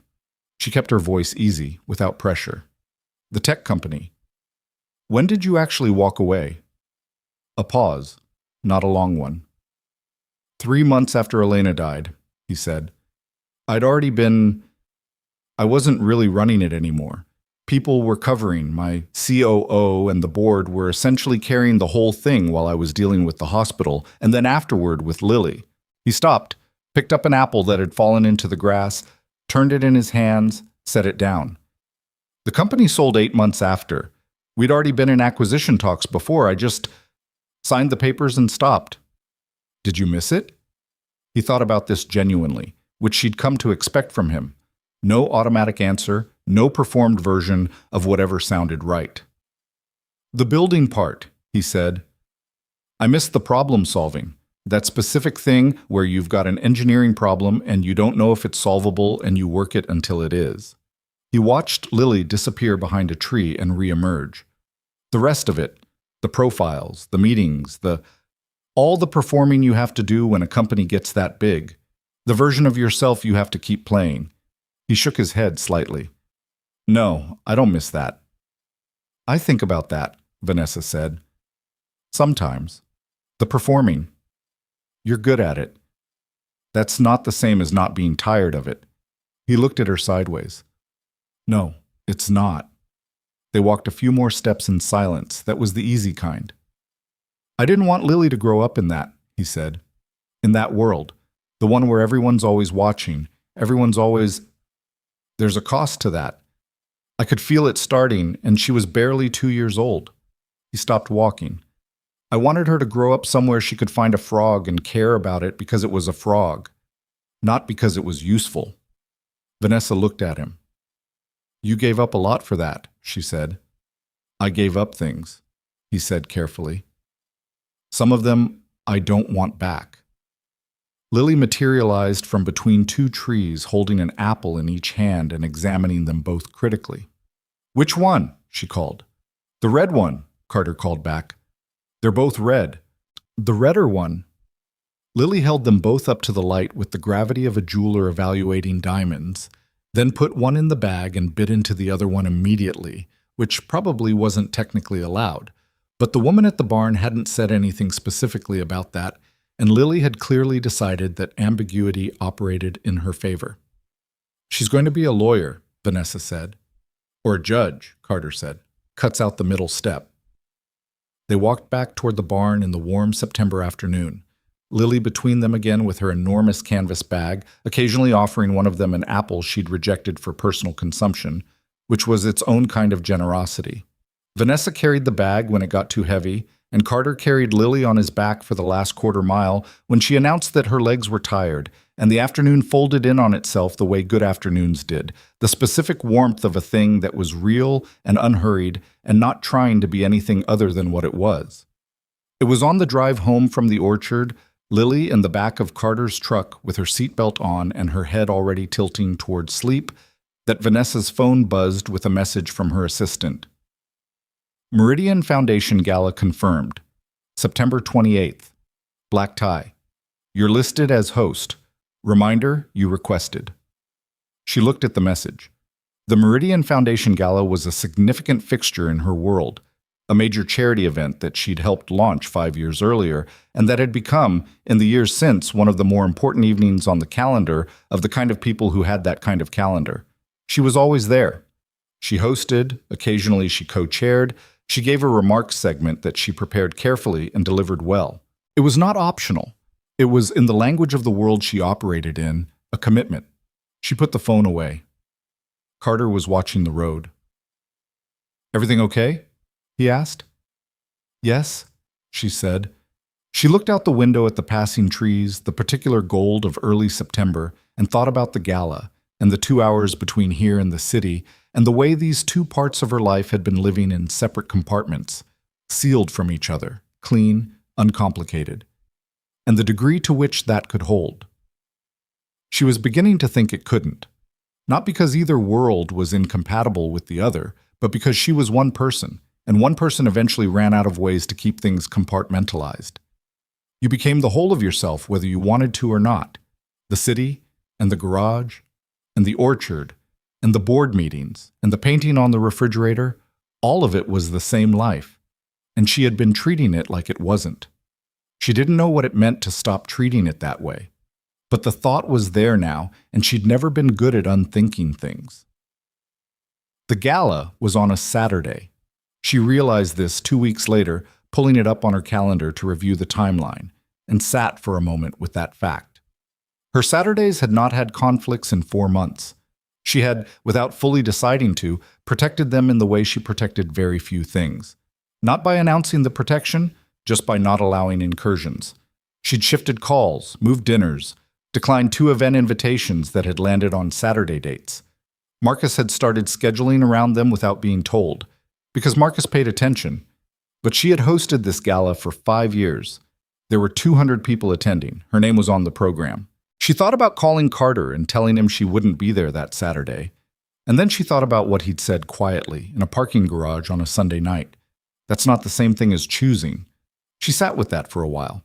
Then she called her event coordinator and asked a question that would have seemed insane to her 12 months ago. Could she arrange a +2 for the gala? "Of course," the coordinator said. "Who should I list?" Vanessa thought about the 2 people who would be arriving in Carter's truck, and about an evening that had always been hers, and about a 6-year-old who had never in her life been anywhere near a ballroom. "I'll give you the names this week," she said. She called Carter that evening. "I have something on the 28th, she said. "The Saturday. A charity event in the city. I host it every year. It's black tie." She paused. "I'd like you to come." Silence. She let it exist. "Both of us?" he said. "Both of you," she said. "There will be other kids there. People bring their families." This was true, though it was not the primary nature of the event. Another silence, longer this time. "Vanessa," he said slowly. "I don't—" He stopped, started again. "I stepped away from that world for a reason. I know. These events, the people at them, I know some of them, personally, from before. His voice was careful and level. It's complicated. For me. I know, she said. I'm not asking you to go back to anything. I'm asking you to come to one evening. With Lily. With Lily. She heard him exhale. Let me think, he said. Okay. She didn't push it. She put the phone down and went to look at the painting on her refrigerator, the three figures with the generous yellow hair, and she thought about what she was actually asking, which was not just come to a party, but something more structural than that. She was asking him to let the two halves of her life look at each other, which was something she hadn't fully understood until just now was what she wanted. She wanted Daniel Carter to stand in her world the way she'd been standing in his. Not permanently, not as a solution to anything, just to see it. To know what it was she came from when she came to him. He called back the next evening. Lily wants to know if there will be a fancy dessert table, he said, without preamble. Vanessa's chest loosened. There will be a very fancy dessert table, she said. Then she says yes. A beat. I say yes too. Okay, Vanessa said, and kept her voice even, which required a small effort. I'm going to need to borrow Lily's dinosaur business plan energy to get through this, he said. You'll be fine, she said. You don't actually know that. No, she said. I don't, but I'll be there. He was quiet for a moment, and she didn't try to fill it. Yeah, he said, finally. Okay. The date was set. September 28th, black tie. A ballroom in Midtown Manhattan, where Vanessa Holloway had hosted events for 5 years running, where 200 people from the particular world she inhabited would be eating and drinking and networking with the smooth efficiency of people who had been doing this their entire adult lives. Where Daniel Carter was going to walk in wearing a suit after 4 years in a small town, and the world he'd left was going to be waiting on the other side of those doors. And he didn't know yet, she didn't know yet, what was on the other side of that, for either of them. She didn't sleep well the 2 weeks before. She told herself it was the event logistics, the seating charts, the remarks she hadn't finished writing, the usual friction of putting 200 influential people in a room and managing what emerged. But she knew, lying in her large, quiet apartment with the city moving below, that it was something else. She was afraid. Not of the gala. She'd been doing the gala for 5 years and she could run it in her sleep. She was afraid of what September 28th was going to ask of both of them, of what it would reveal, of what Carter would see when he walked into that room, and of what she would see on his face when he saw it, and of whether whatever they'd been building on Saturdays would survive contact with the other 5 days of the week. She was afraid, she understood, because it mattered. She had spent a long time making sure things didn't matter enough to be afraid of losing. That clearly was no longer working. The suit had been in the back of his closet for 4 years. Carter found it on a Wednesday evening, after Lily was asleep, standing in front of the small closet in his bedroom with a flashlight because the overhead bulb had burned out and he hadn't replaced it yet. He moved aside the work shirts and the flannels and the 2 good sweaters he owned, and there it was, charcoal gray, Italian wool, the kind of suit that had been made for a body that had spent its days in conference rooms rather than under cars. He took it out and held it up and looked at it for a moment in the flashlight beam. It still fit. He tried it on in the bathroom mirror because the bedroom mirror had Lily's sticker collection on the lower half, and he couldn't see himself properly. It fit across the shoulders, a little looser in the waist than it used to be. The years of actual physical work had changed his body in ways that no amount of time in a corporate gym had. The pants needed pressing. The shirt that went with it was still in the dry cleaning bag it had come back in, the last time he'd worn it, which was a company dinner in the fall before Elena died. He stood in the bathroom in the expensive suit and looked at himself and tried to locate what he felt. Strange was the word. Not bad. Just strange. Like trying on a language he'd once been fluent in and discovering it came back faster than he expected, which was either reassuring or unsettling, and he hadn't decided which. He took it off and hung it on the bathroom door and went to make himself a cup of tea, which he usually didn't do, but tonight felt right. And he sat at the kitchen table in the small, warm kitchen and thought about the 28th. He'd said yes. He'd meant the yes, but meaning it and being ready for it were not the same thing. And he was aware, in the way he was aware of most things about himself, quietly, without excessive drama, that he was not entirely ready for what Saturday was going to ask of him. He knew some of the people who would be at that gala. He'd done business with them, raised capital from some of them, competed against a few. His company had been covered in 3 national publications before he sold it, and the sale itself had been covered in more. He had, for approximately 4 years of his life, been exactly the kind of person who attended evenings like the one Vanessa was hosting. He knew how they worked. He knew the choreography, the specific way people moved through those rooms, the economy of eye contact, the art of being seen without seeming to try to be seen. He'd been good at it. That was the part he sat with now, in his kitchen, at 10:30 at night. He hadn't hated it, exactly. He'd been good at it, and being good at something had its own momentum. You kept doing it because you were effective at it, and being effective felt like reason enough. It wasn't until the structure of his life had collapsed, the real structure, the one underneath the company and the capital and the press mentions, that he'd understood how much of what he'd called ambition had actually been motion without direction. Going fast enough that you didn't have to feel the gap between who you were and who you were performing. Elena had known that about him.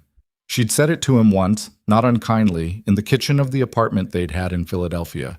You're going to work yourself down to nothing and then be surprised there's nothing left to give me. He'd argued with her, told her she was wrong, that he was building something, that the work had a point, and the point was a life they were going to have on the other side of it.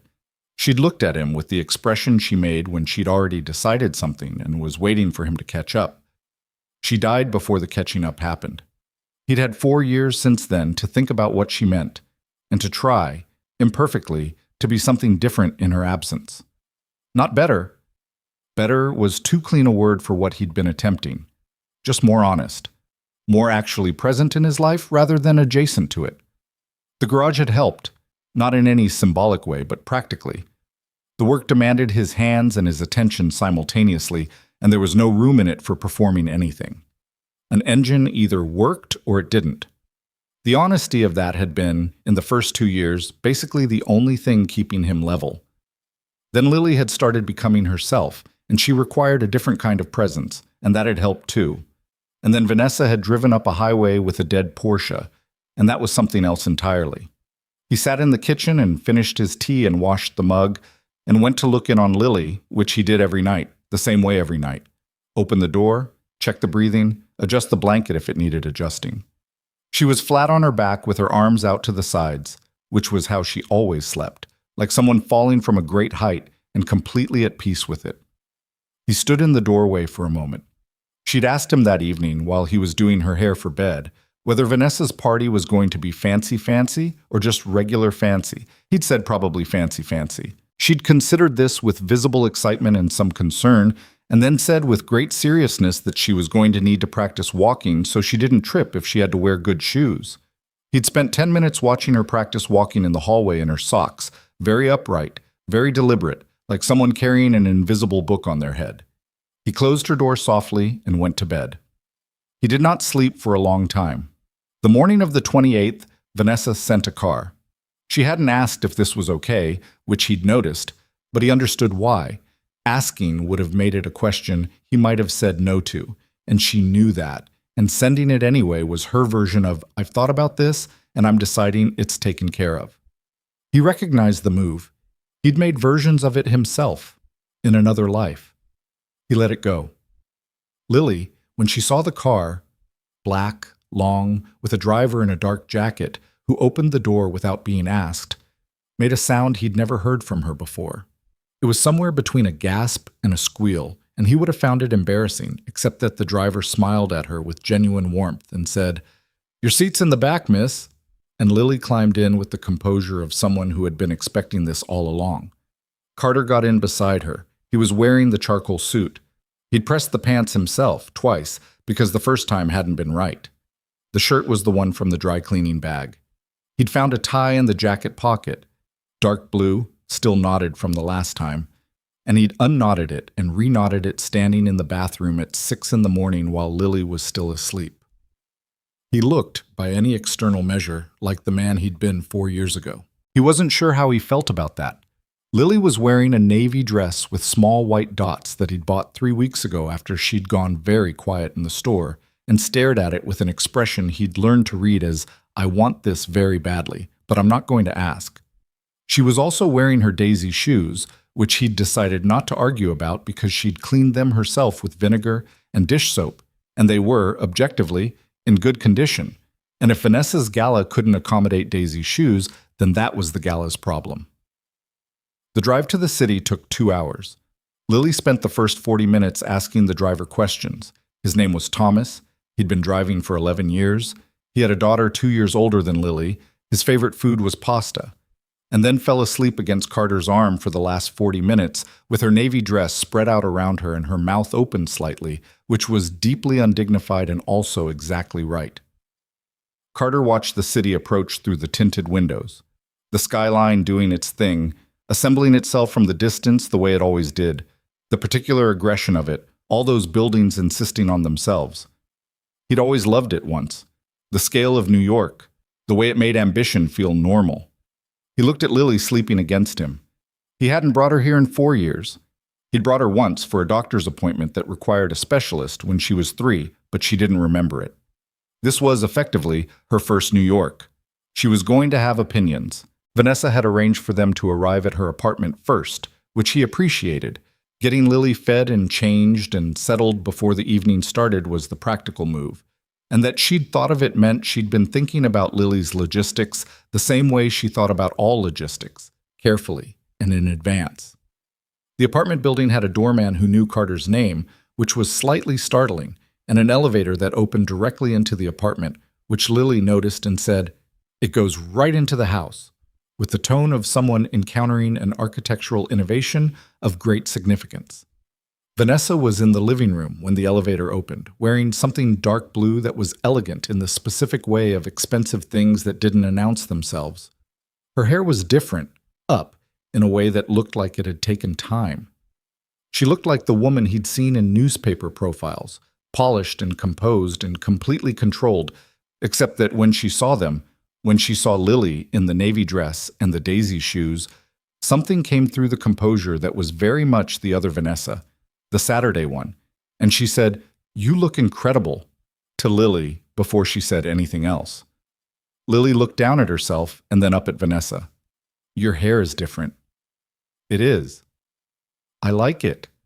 Lily turned to Carter. "Daddy, her hair is different." "I can see that," Carter said. Vanessa looked at him then, for a moment that was just between them. There was something in it that was both, "I'm glad you're here, and how are you, actually?" And he held it for a second before answering the second question the same way he answered most things, with the truth or the useful part of it. "Nice place," he said. Her mouth curved. "Come in. There's food. Lily, are you hungry?" "Yes," Lily said immediately. "Also, your elevator goes right into your house." "It does." "We have stairs." "Stairs are good exercise," Vanessa said. "That's what Daddy says about everything that's inconvenient." Carter met Vanessa's eyes over Lily's head. She looked like she was exercising real restraint. The apartment was large and quiet and full of art and exactly what he'd expected from everything he'd understood about her life, and also somehow not what he'd expected, because there was a child's painting on the refrigerator that he recognized, and the painting looked absolutely natural there, more natural than the Basquiat on the living room wall. And he thought about what it meant that she'd put it there and kept it there, and had apparently been looking at it every morning when she got her coffee. He stood in the kitchen while Vanessa put together a plate for Lily, moving through the space with the efficiency of someone who knew exactly where everything was. And Lily sat at the kitchen island and ate small sandwiches and interrogated Vanessa about the building's elevator system. And Carter leaned against the counter and thought, this is her life. All of it. The elevator and the art, and the 23rd floor, and the meetings and the acquisition and the gala tonight. This was what she came from when she came to him. He'd understood it abstractly. He understood it differently, standing in her kitchen. "You okay?" she said, quietly, while Lily was examining a particularly interesting sandwich. "Yeah," he said, "you don't have to stay the whole evening. I'm aware. I want you to know there's no obligation. You can—" "Vanessa." He looked at her steadily. "I said I'd be here. I'm here." She held his eyes for a moment. Then she nodded once and went back to the plate. The Meridian Foundation Gala was held in a ballroom in a midtown hotel that Vanessa had been in so many times it had the familiarity of a frequently visited office. The ceiling was high, the lighting was the specific warm gold of these events, the tables were set with the precision of people who had done this professionally for decades. They arrived 20 minutes before the doors opened for guests, which Vanessa needed for host responsibilities. She'd arranged for Lily and Carter to be seated at a table she described as lower pressure, with her assistant Marcus and his wife, a woman named Sylvia, who turned out to be a pediatric nurse and who, within approximately 6 minutes of sitting down, had become Lily's closest ally in the room. Carter sat at the table and watched the room fill. He recognized people. That was the thing he'd been bracing for, and that he now navigated in real time. The faces that had populated his previous life, the investors and executives and founders and people adjacent to those categories. Some of them didn't recognize him. 4 years, shorter hair, different context. Some of them did. There was a man across the room named Gregory Farwell, who'd been an investor in Carter's company and who saw him from about 40 feet away, did a visible double take, and then raised his glass in an acknowledgement that was almost entirely free of calculation, which Carter appreciated. He did not go circulate. He stayed at the table and talked to Marcus, who was as organized in person as he was in theory, and who had the quality of someone who was deeply competent and absolutely fine with nobody knowing it. "She talks about you, Marcus said at one point, quietly, without making it a thing. Carter looked at him. "Not in meetings," Marcus said. "She doesn't bring personal things into professional contexts, ever, but—" He turned his glass in his hands. "Little things. She'll reference something that happened, not name it, but you can tell. It's not the city version. It's the other version, the one that starts showing up around August." He looked out at the room. "She's better when she comes back from Saturdays, that's all I'm saying." Carter didn't respond immediately. He looked at Lily, who was now teaching Sylvia something that appeared to be a card game she'd invented. "She's good at her job," he said, finally. "Best I've ever seen," Marcus said. "And I've worked for 3 other people like her." "Does it take a lot out of her? All of this?" He gestured at the room. Marcus considered this the way someone considered a question they'd already answered for themselves. "It used to not," he said. "Lately, some. She's not—" He paused, choosing carefully. "She's not running as hard as she was. Like something's changed the calibration." Carter looked across the room to where Vanessa was standing with a group of people doing what she did, present, composed, in control of every inch of herself. She was listening to a man in a blue suit say something, and her face was doing the professional thing, attentive and neutral, and then she glanced across the room and found him at the table, and the professional thing shifted into something else for exactly 2 seconds before she looked back at the man in the blue suit. 2 seconds. Carter felt something move in his chest that he wasn't going to examine in a hotel ballroom. He looked away. "She seems like she's managing fine," he said, which was not a complete description of what he meant. "Sure," Marcus said, in a tone that suggested he understood the distinction. Lily had relocated to Sylvia's lap and was explaining the rules of her card game, which appeared to have grown more complex during the explanation. Sylvia was following along with the focused attention of a woman who had spent years listening to children describe invisible systems as though they were obviously real. "Your daughter's great," Marcus said. "I know," Carter said. The dinner portion started at 8. Vanessa was at the head table, which was what it was. She was hosting, she had responsibilities, she couldn't sit with them. He'd understood this going in and was fine with it.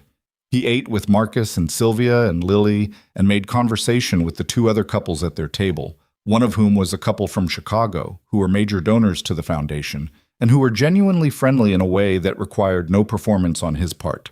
Lily ate everything on her plate except the asparagus, which she moved to the side with polite efficiency, and drank approximately 4 glasses of the sparkling water that arrived in very small, elegant glasses, which she described as fancy small, and she was very correct about this. At 9:15, the remarks portion of the evening began. Carter watched Vanessa walk to the podium. She was different at the podium, not more herself or less herself, just a different configuration of the same person. The stillness came on her like something she put on, not armor exactly, but a particular quality of presence, and she looked out at the room with the ease of someone who had long ago made peace with being looked at. She spoke for 9 minutes. He timed it without meaning to. She was good, not in the slick, polished way of someone who'd taken public speaking courses, but in the way of someone who had a relationship with words and used them exactly, without excess, without trying to move you by force. She made 3 people laugh. She made a woman 2 tables over put her hand over her mouth and look at the ceiling. He watched her and thought, this is who she is. The same way she'd stood in his garage and watched him work and thought something equivalent about him. They'd been looking at each other for months. He wasn't sure when looking had become something more, but it had, and the gala was making that fact very clear and very unavoidable, which was perhaps what she'd intended when she'd invited him. Or perhaps she just wanted him to see her world the way he'd let her into his, and both things could be true. The remarks ended. The dessert table opened. Lily had been monitoring this development with visible patience since approximately 8:40, and she was on her feet before the applause finished. Sylvia went with her. Carter watched them navigate the dessert table with Lily's characteristic strategic approach. Survey the full scope before committing, identify the optimal targets. Proceed with intent. He saw Vanessa come off the podium and be immediately caught by a cluster of people. He watched her handle it, gracious, engaged, moving through the group with the ease of long practice. He watched her glance toward his table. He watched her extract herself with the efficiency of someone who'd learned how to do that without anyone noticing they'd been extracted. She was crossing the room toward him when she stopped. He saw it happen, saw the pause, the slight change in her posture, the thing that crossed her face. He followed her eyeline. The man was about 50, silver-haired, with the particular confidence of someone who'd been wealthy long enough for the wealth to become invisible. He was standing near the bar, and he'd seen her, and now he was walking toward her, and there was something in the way he walked, deliberate, with an expectation of arrival, that told Carter this was not a donor she knew casually. He watched her face do something quick and controlled. The man reached her. They spoke. He couldn't hear from where he was sitting, but he watched her body language shift.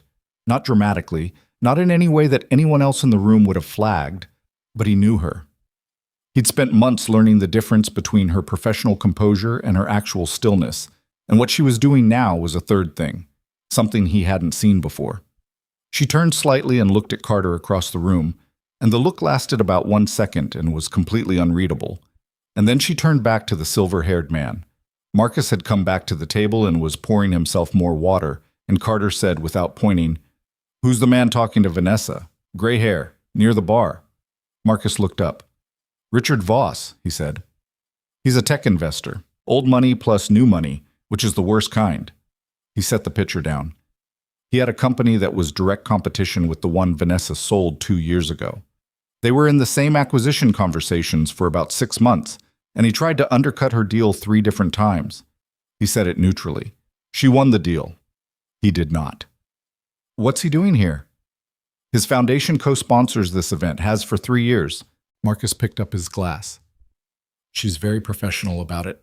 She always has been. Carter watched the conversation across the room. Voss was doing most of the talking. Vanessa was listening with the expression she made when she was thinking 5 moves ahead. And then Voss looked across the ballroom, deliberately, not accidentally. And his gaze landed on Carter's table, and something in his expression shifted. A recognition, maybe, or a calculation. The look of a man who had just seen something he found useful. It lasted 2 seconds. Carter looked back at him without moving, the way he'd learned to look at things that were trying to see how he'd react. Voss said something else to Vanessa. Carter watched her answer. Brief, controlled.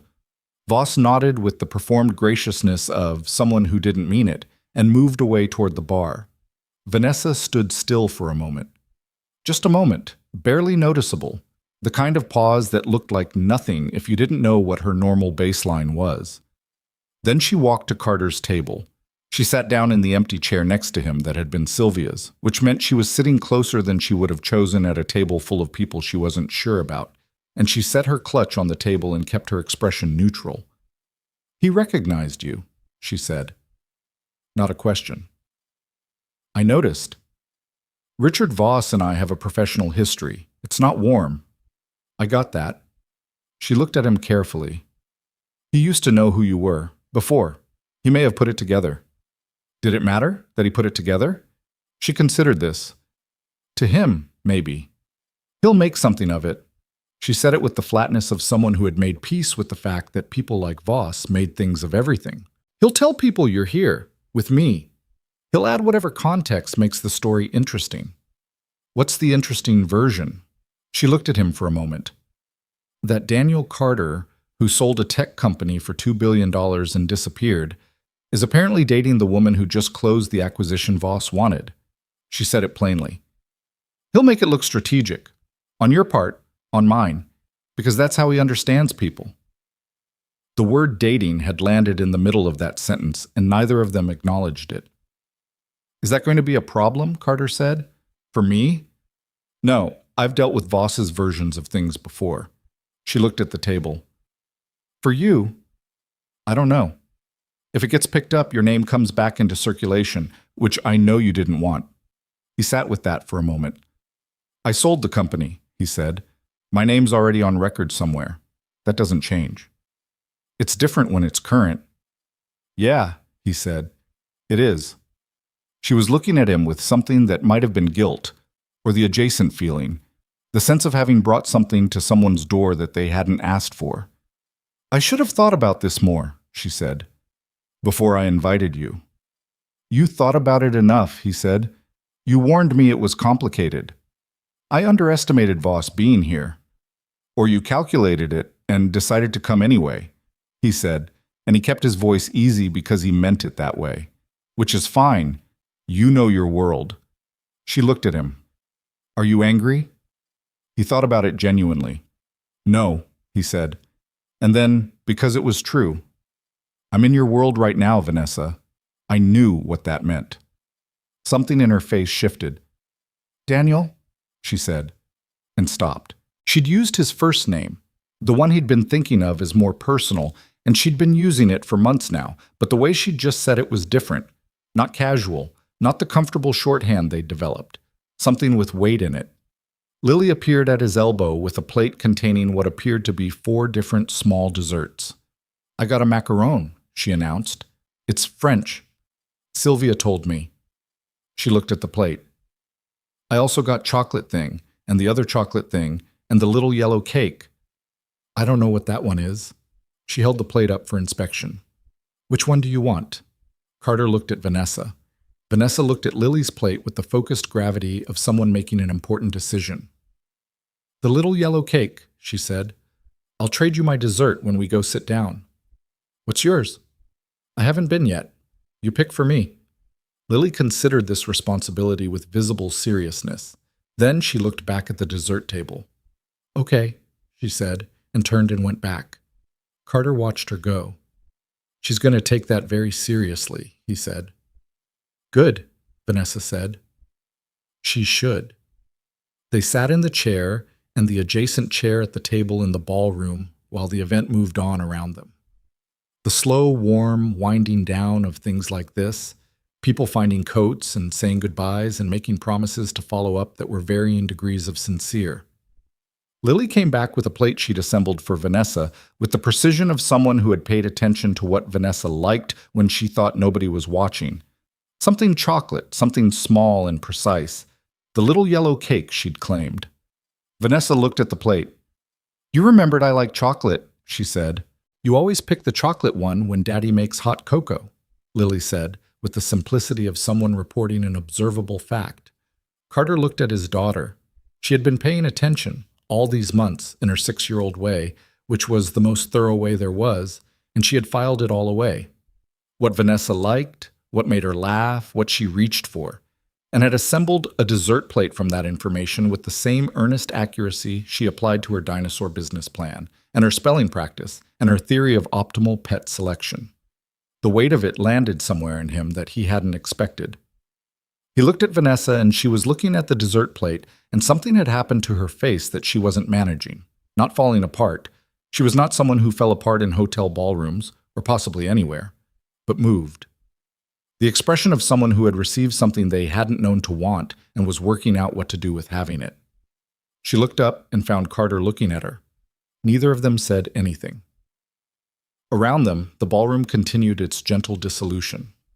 The clink of glasses being cleared, the low music, the sound of 200 people separating back into their individual lives. A normal end to a normal evening by the standards of this world. But at this table, in these two adjacent chairs, something had happened that was not at all normal, or was normal in the specific way that the most important things were, quietly, without announcement, dressed as an ordinary moment. Carter picked up his water glass. "The yellow cake's actually pretty good," he said. Vanessa looked down at her plate, picked up the fork, tried it. "It is," she said. Lily ate her macaron with eyes closed, which was her way of concentrating on a flavor, and declared it tasted like flowers, which Sylvia confirmed was essentially accurate, and the evening moved toward its end. At 11, the car came back. Lily had been awake past her bedtime for over 2 hours and was at the stage of the evening where she was running on sheer interest in her surroundings, which would last another 15 minutes before it cut out entirely. Carter knew this timeline. He'd been monitoring it. Vanessa walked them out to the car. The hotel entrance was quiet. Most guests had filtered out or were still inside. The night was cool in the way that late September in the city was cool, with the quality of something about to change. Lily hugged Vanessa first, which she did without asking, which she always did. Physical affection extended as a simple given, the same way she extended information and opinions. Vanessa hugged her back, and then held on for a second longer than the hug required. "The yellow cake was the right call," Vanessa told her. Lily nodded with satisfaction. "I know." Carter got Lily settled in the car. Seatbelt, shoes off, head against the armrest in a position that was not technically ideal, but was the position she'd decided on. He tucked his jacket around her. He came back to where Vanessa was standing at the entrance. The city moved behind her the way it always did. 23 floors above them. Her apartment and the painting on the refrigerator and the kitchen that was large and clean and had never had anyone's drawing on the refrigerator before this year. "You did well tonight," she said. "At the table. The people at the table liked you." "I wasn't trying to be liked." "I know. That's probably why." He looked at her for a moment. "Voss?" he said. "Is he going to cause you problems?" "Voss always causes problems," she said. "I handle them." "Good." He paused. "What he said to you? What made you look across the room like that?" She held his eyes. There was something in her face, something she was deciding how much to give. "He said he didn't know I was seeing anyone," she said carefully. He phrased it so it was both an observation and a question. "What did you say?" "A beat." "I told him," she said, "that he was correct that it wasn't his business." Carter felt something in him go very still in the good way. "Okay," he said. She looked at him. The cool night air moved between them. "Is that—" she started. "Yeah," he said before she finished. "That's okay." He wasn't a man who made large declarations in hotel doorways. He wasn't, honestly, a man who made large declarations anywhere. He'd always expressed things through doing, through the consistency of showing up and the specificity of attention. And he understood that this frustrated people sometimes, the ones who needed it, said out loud in order to believe it. He wasn't sure which kind she was. So he did what he usually did, which was to find the action that said the thing without requiring the declaration. He reached out and adjusted the collar of her coat. It had folded under on one side in a way that was slightly wrong, and smoothed it down, and let his hand rest on her shoulder for just a moment before dropping it. It was a small thing. It was a very specific small thing. She looked at him with the expression of someone who had heard exactly what the small thing said. "Drive safe," she said quietly. "We will." He got into the car. As it pulled away from the entrance and turned out into the city, he looked back once through the rear window. She was still standing at the hotel entrance, in the dark blue dress with the coat, watching the car go. In the back seat, Lily was already asleep, his jacket over her like a blanket, her daisy shoes on the floor of the car, her face in the complicated dark of the moving city, peaceful and untroubled. He turned back to face forward. Outside, New York did what New York did, lit and insistent, every building a declaration, the city that had been his world once and was now something he was passing through. He thought about a small town in the early morning. He thought about the drawing on the coffee maker, Daddy and Me, and the too tall flower. He thought about a back step and cold coffee and a sky full of actual stars. He thought about the thing Vanessa had said to Richard Voss, plainly, in a hotel ballroom full of people from a world that expected things of her constantly. It's not his business. He didn't smile. But something settled in him that had been quietly unsettled for a very long time. It settled the way things settled when they'd been in the right place all along and you'd finally stopped moving long enough to feel it. The article came out on a Monday. Vanessa saw it at 6:40 in the morning before her first coffee, on her phone while she was still in bed. A tech and business publication that ran a gossip column alongside its legitimate reporting, the kind of thing she usually scrolled past without registering. Someone had sent it to Marcus, who had forwarded it to her with no comment, which was Marcus's way of saying, "This requires your attention, and I don't know how you want to handle it." The headline was, "Carter Returns? Reclusive Tech Founder Spotted at Meridian Gala with Holloway." It was 3 paragraphs. The first paragraph correctly identified Daniel Carter as the founder of a technology company that had sold for just under $2 billion 4 years ago, and noted his abrupt disappearance from the industry following a personal tragedy. The second paragraph described his presence at the Meridian Foundation Gala as surprising, and noted his apparent connection to Vanessa Holloway, whom it described as one of the most closely watched figures in sustainable tech investment. The third paragraph was the one that made her put the phone face down on the mattress and sit still for a moment. Sources close to Holloway suggest the relationship has been developing for several months, based at Carter's low-profile home base in upstate New York. Industry observers are already speculating whether Carter's reemergence signals a return to active investment, potentially in partnership with Holloway's portfolio. If so, the pairing would represent one of the more significant strategic alliances of the year. She sat with the phone face down and looked at her ceiling. The article wasn't wrong about the facts. That was always the particular problem with pieces like this. They took real things and arranged them into a shape that was technically accurate and entirely false in the way that mattered. Daniel Carter at the gala was a fact. Their months of Saturdays was a fact. The relationship, whatever it was, and whatever they'd been calling it privately, was a fact. But strategic alliance was not a fact. It was Richard Voss's version of events dressed up in neutral language, and she recognized his fingerprints on it because she'd been reading his fingerprints for 3 years, and she knew exactly which sources close to Holloway meant, which was to say, they meant people who were close enough to observe and far enough from her actual life to misunderstand what they saw. She called Carter at 7. He picked up on the second ring. She could hear the garage in the background. An early start, which meant someone had dropped off a car the night before with something time-sensitive. "I know," he said, before she said anything. She stopped. "Someone texted me last night," he said. "Former colleague. Thought I'd want a heads up before it published." "Carter, it's fine." "It's not fine. They're making it sound like you came to the gala as a business move. Like we're some kind of... I know what they're making it sound like." His voice was even, not cold, just settled. "It's not what it is. I know it's not what it is, but your name is back in circulation now. And that's..." She stopped. "You told me you stepped away for a reason. I brought you into a room full of people who apparently can't see a thing without converting it into strategy. And now, Vanessa." He said her name with the particular quality he used when he wanted her to stop moving long enough to hear him. "I'm a grown adult who agreed to come to your event. Whatever's in that article is not your fault. I should have anticipated Voss." "Maybe, but you didn't put the article out." She stood up and went to the window.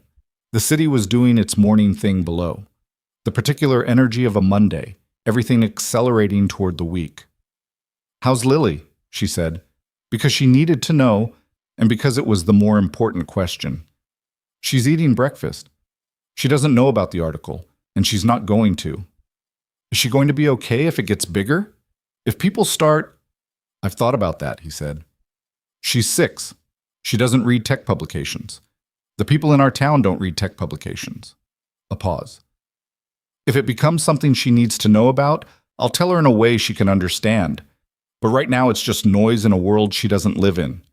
She pressed her forehead briefly against the cool glass of the window. Outside, the city kept going. "Are you angry?" she asked. It was the same question she'd asked him in the ballroom, and she asked it again because she needed the same honest answer. He took a moment with it. "No," he said, "but I'm going to need it to not become something that touches Lily's life. That's the only thing." "It won't," she said. "I know you can't promise that." "I know," she said, "but I'll do everything I can to make sure of it." A beat of silence. "Okay," he said. "Okay," she repeated. She hung up and stood at the window, and then she called her communications director and spent 45 minutes making sure the article didn't get legs, which it mostly didn't, because she was good at that and because Voss had overplayed his hand, and the publication was minor enough that the larger outlets didn't pick it up. By noon, it had largely faded into the category of things that happened and then didn't matter. By Friday, it was gone. But it had changed something. Not between her and Carter. If anything, the way he'd handled it had clarified something for her. The steadiness of him in the face of exactly the kind of noise she'd been afraid would send him back into his walls. He hadn't retreated. He just stood in it, called it noise, and gone back to work. What it changed was internal. Something in her own accounting. She had spent a significant portion of the previous 4 months managing the two halves of her life with a kind of careful separation. The garage and the Saturdays in one column, the company and the city in another. She told herself this was practical, that it was respectful of what Carter had built, that pushing the two together too quickly was the kind of mistake that destroyed things. She'd also, she now understood, been protecting herself. If the two halves never fully touched, she could believe that either one was optional. That she could, if it came to it, step back from the Saturday world and return fully to the Monday through Friday one, and the loss would be manageable. She'd been keeping the exit available, which was what she'd always done, and the article had forced the two halves of her life to look directly at each other, and the response from both sides of that collision was, nothing broke. It held. That, more than anything, was what she'd been afraid of finding out. Because if it held, then it was real in a way that required something from her. Not a sacrifice exactly, but a decision. A full one. The kind you made without keeping one hand on the door. She went upstate that Saturday with something decided in her that she hadn't had decided before. The morning was October cold, the kind that arrived in the night and made the world look like a different season when you opened the curtains. She drove with the heat on and the radio off, which she'd been doing since June because she'd found that the drive was where she thought clearly, and music interfered with that. She was going to tell him. Not tell him in the sense of a declaration she'd been preparing. She wasn't a person who prepared declarations. She was a person who said true things plainly and let them land where they landed. But she was going to say the thing she'd been circling for months. The specific thing, the actual one. Not it means something delivered quietly on a dark step. The full version. She pulled into the gravel lot at 9:10 earlier than usual. The bay door was up. Carter was inside. She got out of the car and stood in the cold air for a moment, and the gravel was frosty in the shade, and her breath showed. He came to the bay door when he heard the car. He looked at her for a second, then, "Coffee's on." "Yeah," she said, and went inside. The office was warm. The machine had produced something that smelled right. She poured 2 mugs and set his on the desk the way she'd been doing since approximately the 4th visit, and she sat in her chair, and he sat in his, and for a moment they were just that, 2 people in a warm room with coffee while the cold October morning did what it was doing outside. "The article's dead," she said. "I know. Marcus texted me." "Marcus texted you?" "Last week. He said he thought I'd want to know." She looked at him. "Marcus texts you now." Apparently, something in his expression. He also sent me a recommendation for a parts supplier in Albany that he found somehow, which I was not expecting. Marcus is... She stopped. Marcus is something. He's good at his job. He really is. She held the mug with both hands. The heat of it went through to her palms. I need to say something, she said. He looked at her with the attention he gave everything, complete and without hurry. I've been... She stopped, reorganized. I'm not good at this. Specifically this. The part where you say the thing directly. She looked at the mug. I'm good at a lot of things. This is not historically one of them. Take your time, he said. I've been protecting myself, she said. For months. Keeping things in separate compartments so that if something went wrong, I'd have enough distance from it to survive it. That's what I do. I have done it in every relationship I've ever had, every close thing. I build in the distance because the distance is what I use to stay functional when it ends. He was very still. I don't want to do that anymore, she said. With you. With this. She looked up at him. I'm not going to tell you I've got it figured out. I'm going to be bad at parts of it. I'm going to disappear into work sometimes, and I'm going to be late calling back, and I'm going to make decisions without thinking through how they land on you, because those are the ways I'm broken, and I'm working on them, but I can't promise I'm fixed. I know, he said quietly, but I don't want the distance anymore. I want... She set the mug down. I want to be here, not just Saturdays, not just visits. I want this to be the thing it actually is. The office was very quiet. Carter was looking at her with the expression she'd catalogued as the one he made when he wasn't going to say what he was thinking, except this time he said it. I've been in love with you since the rainy Saturday in June, he said. Plain, no ceremony, the way he said things he meant. I didn't say it because I didn't know if you were in a place where you could hear it, and because I needed to be sure it wasn't just... He looked for the word. Loneliness. I spent a long time confusing those two things before Elena. I wanted to be sure. She felt something in her chest that was too large for the small office. Are you sure? She said. Yeah, he said. I am. She didn't cry. She was not someone who cried easily, and she wasn't going to start in a garage office. And she thought if she'd been going to cry, it would have been a year ago when she was still learning to let herself want things, not now when she'd finally gotten there. She got up and crossed the small space between their chairs, which took 2 steps, and she put her hand on his face the way you touch something you'd been afraid to want. And he put his hand over hers and held it there, and they stayed like that for a moment. That was not a movie moment. It was better than that, quieter than that, more honest. Then she sat down on the edge of the desk, because the chairs were not configured for this, and he turned to face her, and neither of them said anything for a while. They didn't need to.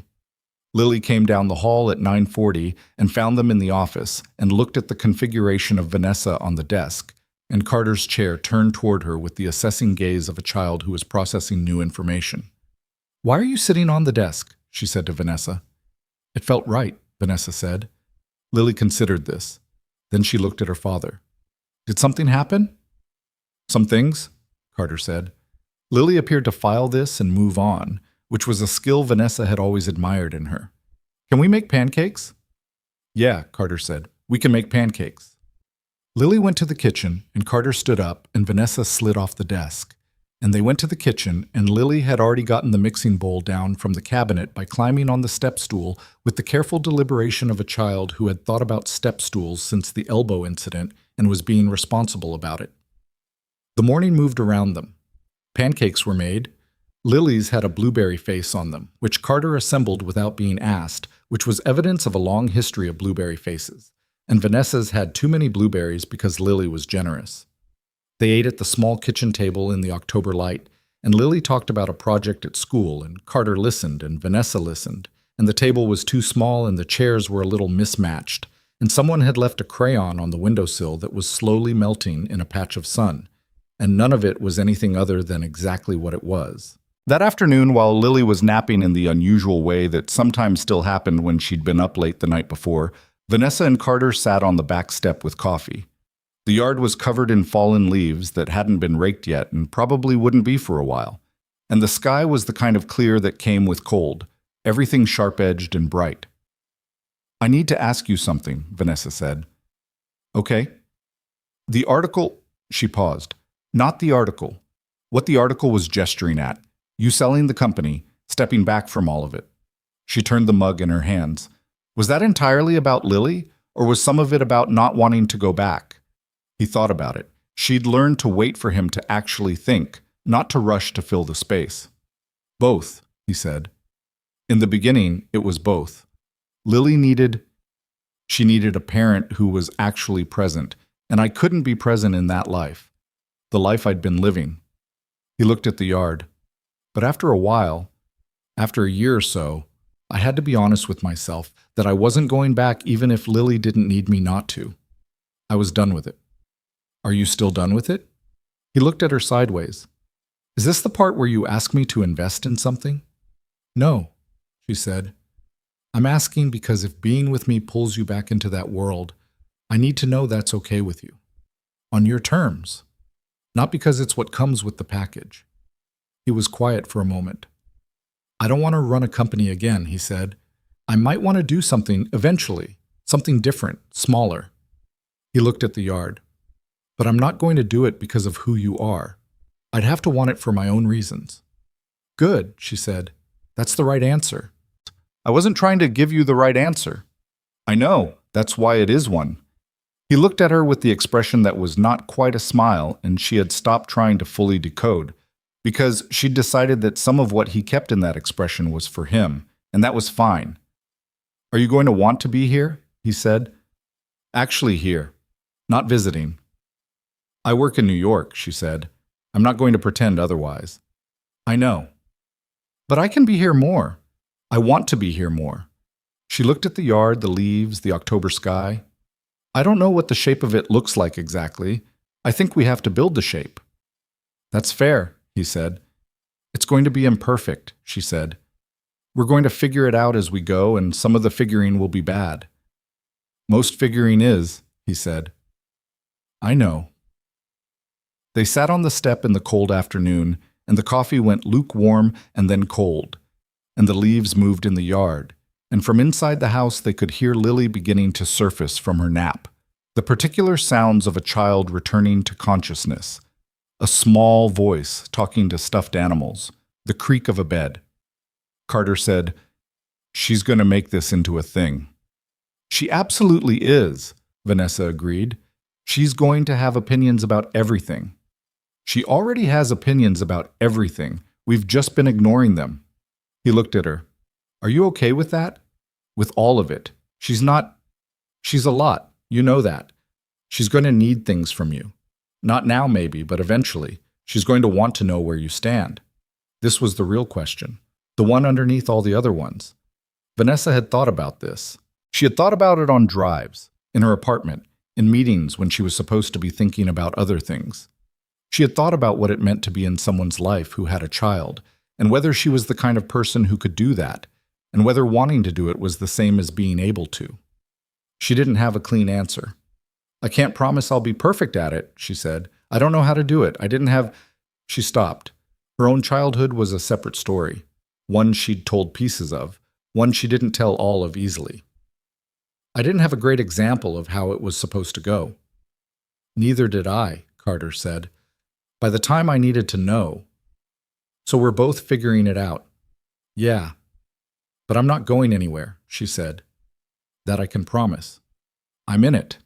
I'm not going to show up and then stop showing up. That's the one thing I can make myself hold to. He looked at her for a long moment. That's the main thing, he said. Lily appeared at the back door in her socks, her hair completely rearranged by sleep, carrying a stuffed triceratops and looking at both of them with the direct assessment of someone who had woken up and was conducting a status check. Are you staying for dinner? She said to Vanessa. If that's okay. Lily looked at her father. He nodded once. She turned back to Vanessa with the satisfied expression of a person whose information has been confirmed. We're having soup, she said. It was already decided. Soup sounds good, Vanessa said. Lily went back inside because the status check was complete and soup was not going to make itself. Carter looked at the door she'd gone through, and Vanessa looked at him looking at it, and she understood that he was doing what he did, carrying all of it, the weight of what this was and what it could become, the responsibility of letting someone in when the last time he'd let someone in, she had gone from the world entirely and left him with a small girl and a grief that had taken years to become something he could carry rather than something that carried him. She understood that this was what love actually looked like in a person like Carter. Not declarations in doorways, not romantic gestures, just the willingness to try again, to let someone sit on the back step, to let his daughter draw them into the family portrait, extended quietly, without theater, as a kind of daily ongoing choice. She reached over and took his hand, not dramatically, just took it, the way you took something that was there and was yours. He didn't say anything.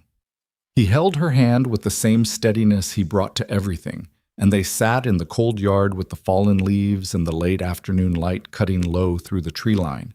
And eventually the light changed and they went inside. The soup was tomato, from a recipe that Lily had decided was the official family recipe on the basis that it was the one her father made when she was sick, which made it important. She helped stir it, which was mostly decorative but was extended to her as a genuine contribution, and she narrated the process with the thoroughness of someone documenting a significant event. Vanessa sat at the kitchen table and watched the two of them at the stove, and the October light was doing the same thing it always did in that kitchen, coming in sideways through the window above the sink, making everything slightly gold. And she thought about all the rooms she'd eaten in, all the restaurants and hotel dining rooms and conference lunches and catered events, the accumulation of thousands of meals in places chosen for their importance, and how none of them felt like this. This felt like the meal was the point. She hadn't known that was something she was missing. The months that followed did not resolve into something clean and simple, because nothing real ever does. They built the shape of it the way she'd said, gradually, imperfectly, with the occasional bad patch of figuring that she'd also promised. There was the week in November when a crisis at her company kept her in the city for 3 Saturdays in a row, and she called every day, but it wasn't the same, and she felt it, the distance, and she understood that feeling. It was not weakness, but information. Information about what mattered, which she used. She made changes at work that were not easy. She promoted people she'd been holding things back from because holding things back from capable people was, she finally admitted to herself, about control and not about results. She gave Marcus an actual assistant of his own. He cried a little, which surprised them both, and she pretended not to notice, which was kind. She started arriving Friday nights sometimes, because Friday nights were their own thing.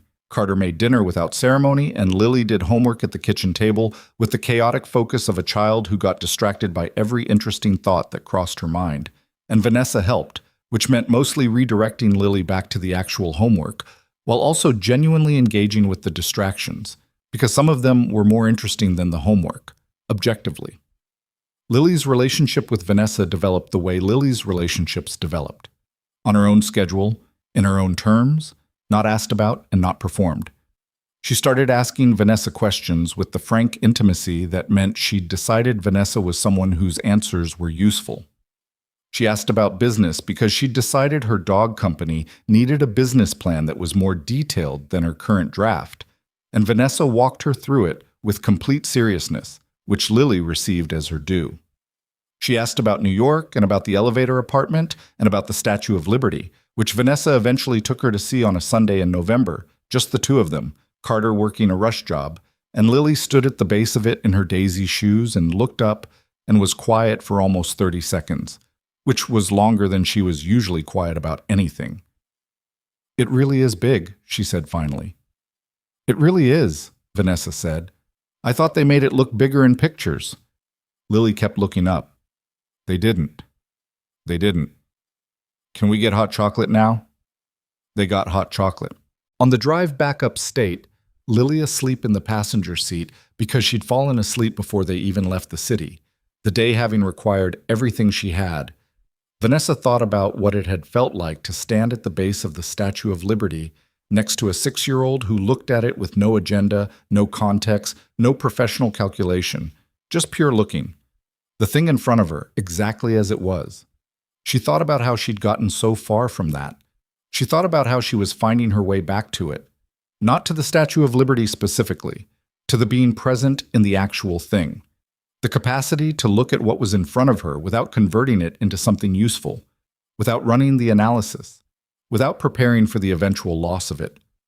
She was still bad at it sometimes. She suspected she would always be somewhat bad at it, but she was worse at it than she'd been, and that was not nothing. Carter was in the kitchen when they got back, dinner already on the stove, and he came to the door when he heard the car and looked at the sleeping Lily in the passenger seat, and then at Vanessa with the look she had come to know completely. "How was it?" he said quietly, so as not to wake Lily. "She said it was really big," Vanessa said. "High praise." "High praise," she confirmed. He carried Lily inside without waking her, which was a skill she'd watched him develop over years, the particular muscle memory of a father who had carried his daughter from car to bed 1,000 times in the dark. Vanessa held the doors. After Lily was settled, they sat at the kitchen table and ate the dinner he'd made. Something with chicken, something with vegetables, simple and good, the way everything he cooked was simple and good, and talked the way they talked when the day had been long and neither of them needed to perform anything. She told him about Lily at the statue. He told her about a car he'd been working on that had an engine problem he'd been thinking about for 3 days. And she listened to the thinking, which was detailed and specific and entirely about the problem, and she found it interesting in the way she'd found it interesting from the beginning, not because of the engines, but because of the quality of mind that engaged with them. They did the dishes together. It had become a thing, the doing of dishes, which was the most domestic and ordinary of things, and which she had, in her adult life up to this point, never done with anyone on a regular enough basis for it to become a thing. She washed. He dried. Lily's drawings held their positions on the refrigerator door. "I've been thinking about something," Carter said, at some point. "Tell me." He handed her a dry pan to put away. She knew which cabinet it went in, which still surprised her sometimes. "I've been thinking about the shop, expanding it slightly, not—" He paused, choosing.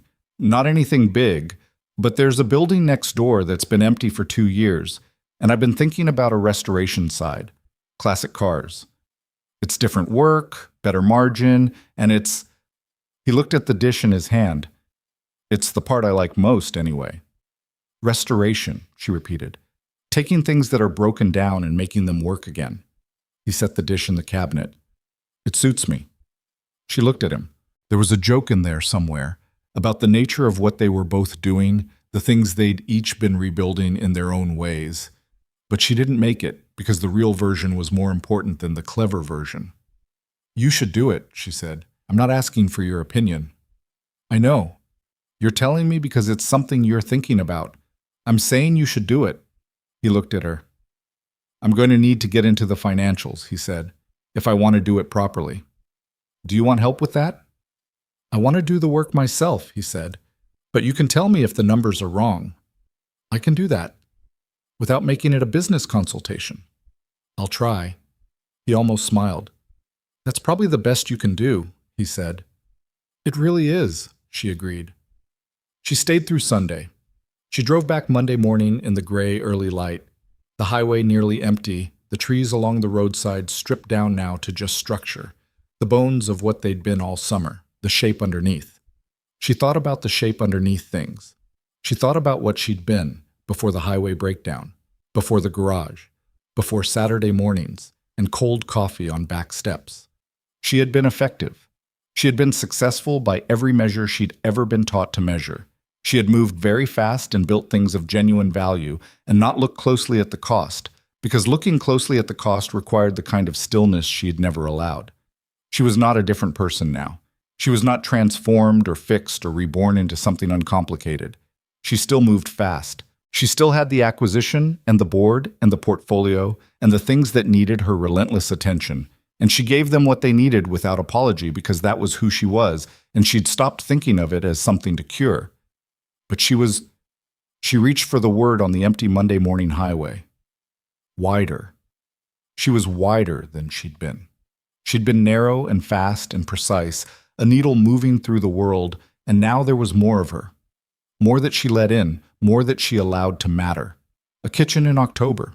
A child in daisy shoes. A man who went very still when he was thinking hard. The specific weight of being known by people who had no reason to want anything from you and wanted you anyway. She crossed the line where the highway met the highway that led to the city and felt, as she always did, the gear change. The city pulling her back into its frequency, the world of deals and meetings and decisions beginning to assemble itself in her mind the way it always did. She didn't resist it. She drove toward it fully, because it was hers too. She'd spent a long time thinking her life had to be one thing or the other. The velocity or the stillness, the city or the back step, the woman who ran companies or the woman who sat in a warm kitchen and ate eggs on Saturday morning. She'd thought those were different lives, competing ones, and that choosing one meant losing the other. She understood now that she'd been wrong about that. The life didn't have to be one thing. She didn't have to be one thing. The velocity and the stillness were both real, both hers, and the only lie had been the idea that she had to pick. She drove through the Monday morning and the city assembled itself in the distance, the skyline doing what it always did, relentless and bright and indifferent to what had just happened 2 hours north of it, and she thought about a girl who drew families in tempera paint with generous yellow, who had put V at the edge of the frame without being asked, in the instinctive faith of a child who decided someone belonged and simply included them. She'd been included at the edge of the frame. She was working her way to the middle. That wasn't everything. It wasn't perfect and it wasn't finished, and there would be more bad weeks and more gaps and more moments of being bad at the parts she was bad at. There would be mornings when the distance between their two worlds felt like more than a 2-hour drive, and evenings when she sat in her large, quiet apartment and felt the quiet differently than she used to. But she would drive back on Saturday, and Carter would be in the garage with cold coffee and the specific quality of attention he gave to everything, and Lily would be somewhere in the general vicinity with opinions about dinosaurs and dessert selection and the correct use of vinegar on grass stains. And the table would be small, and the chairs would be mismatched, and the light would come through the kitchen window at the same sideways angle, and that would be enough. It would be, she had finally learned to believe, more than enough. The skyline waited. She drove toward it. Behind her, the highway stretched back to the blue building on Harlow Road, where a man was opening the bay door in the Monday cold, and a little girl was deciding which stuffed animal would accompany her to school, and an ordinary day was beginning the way ordinary days began, without announcement, without ceremony, just the world opening again into the next hour of itself. Both things were true at the same time. That was the whole of it. That was everything.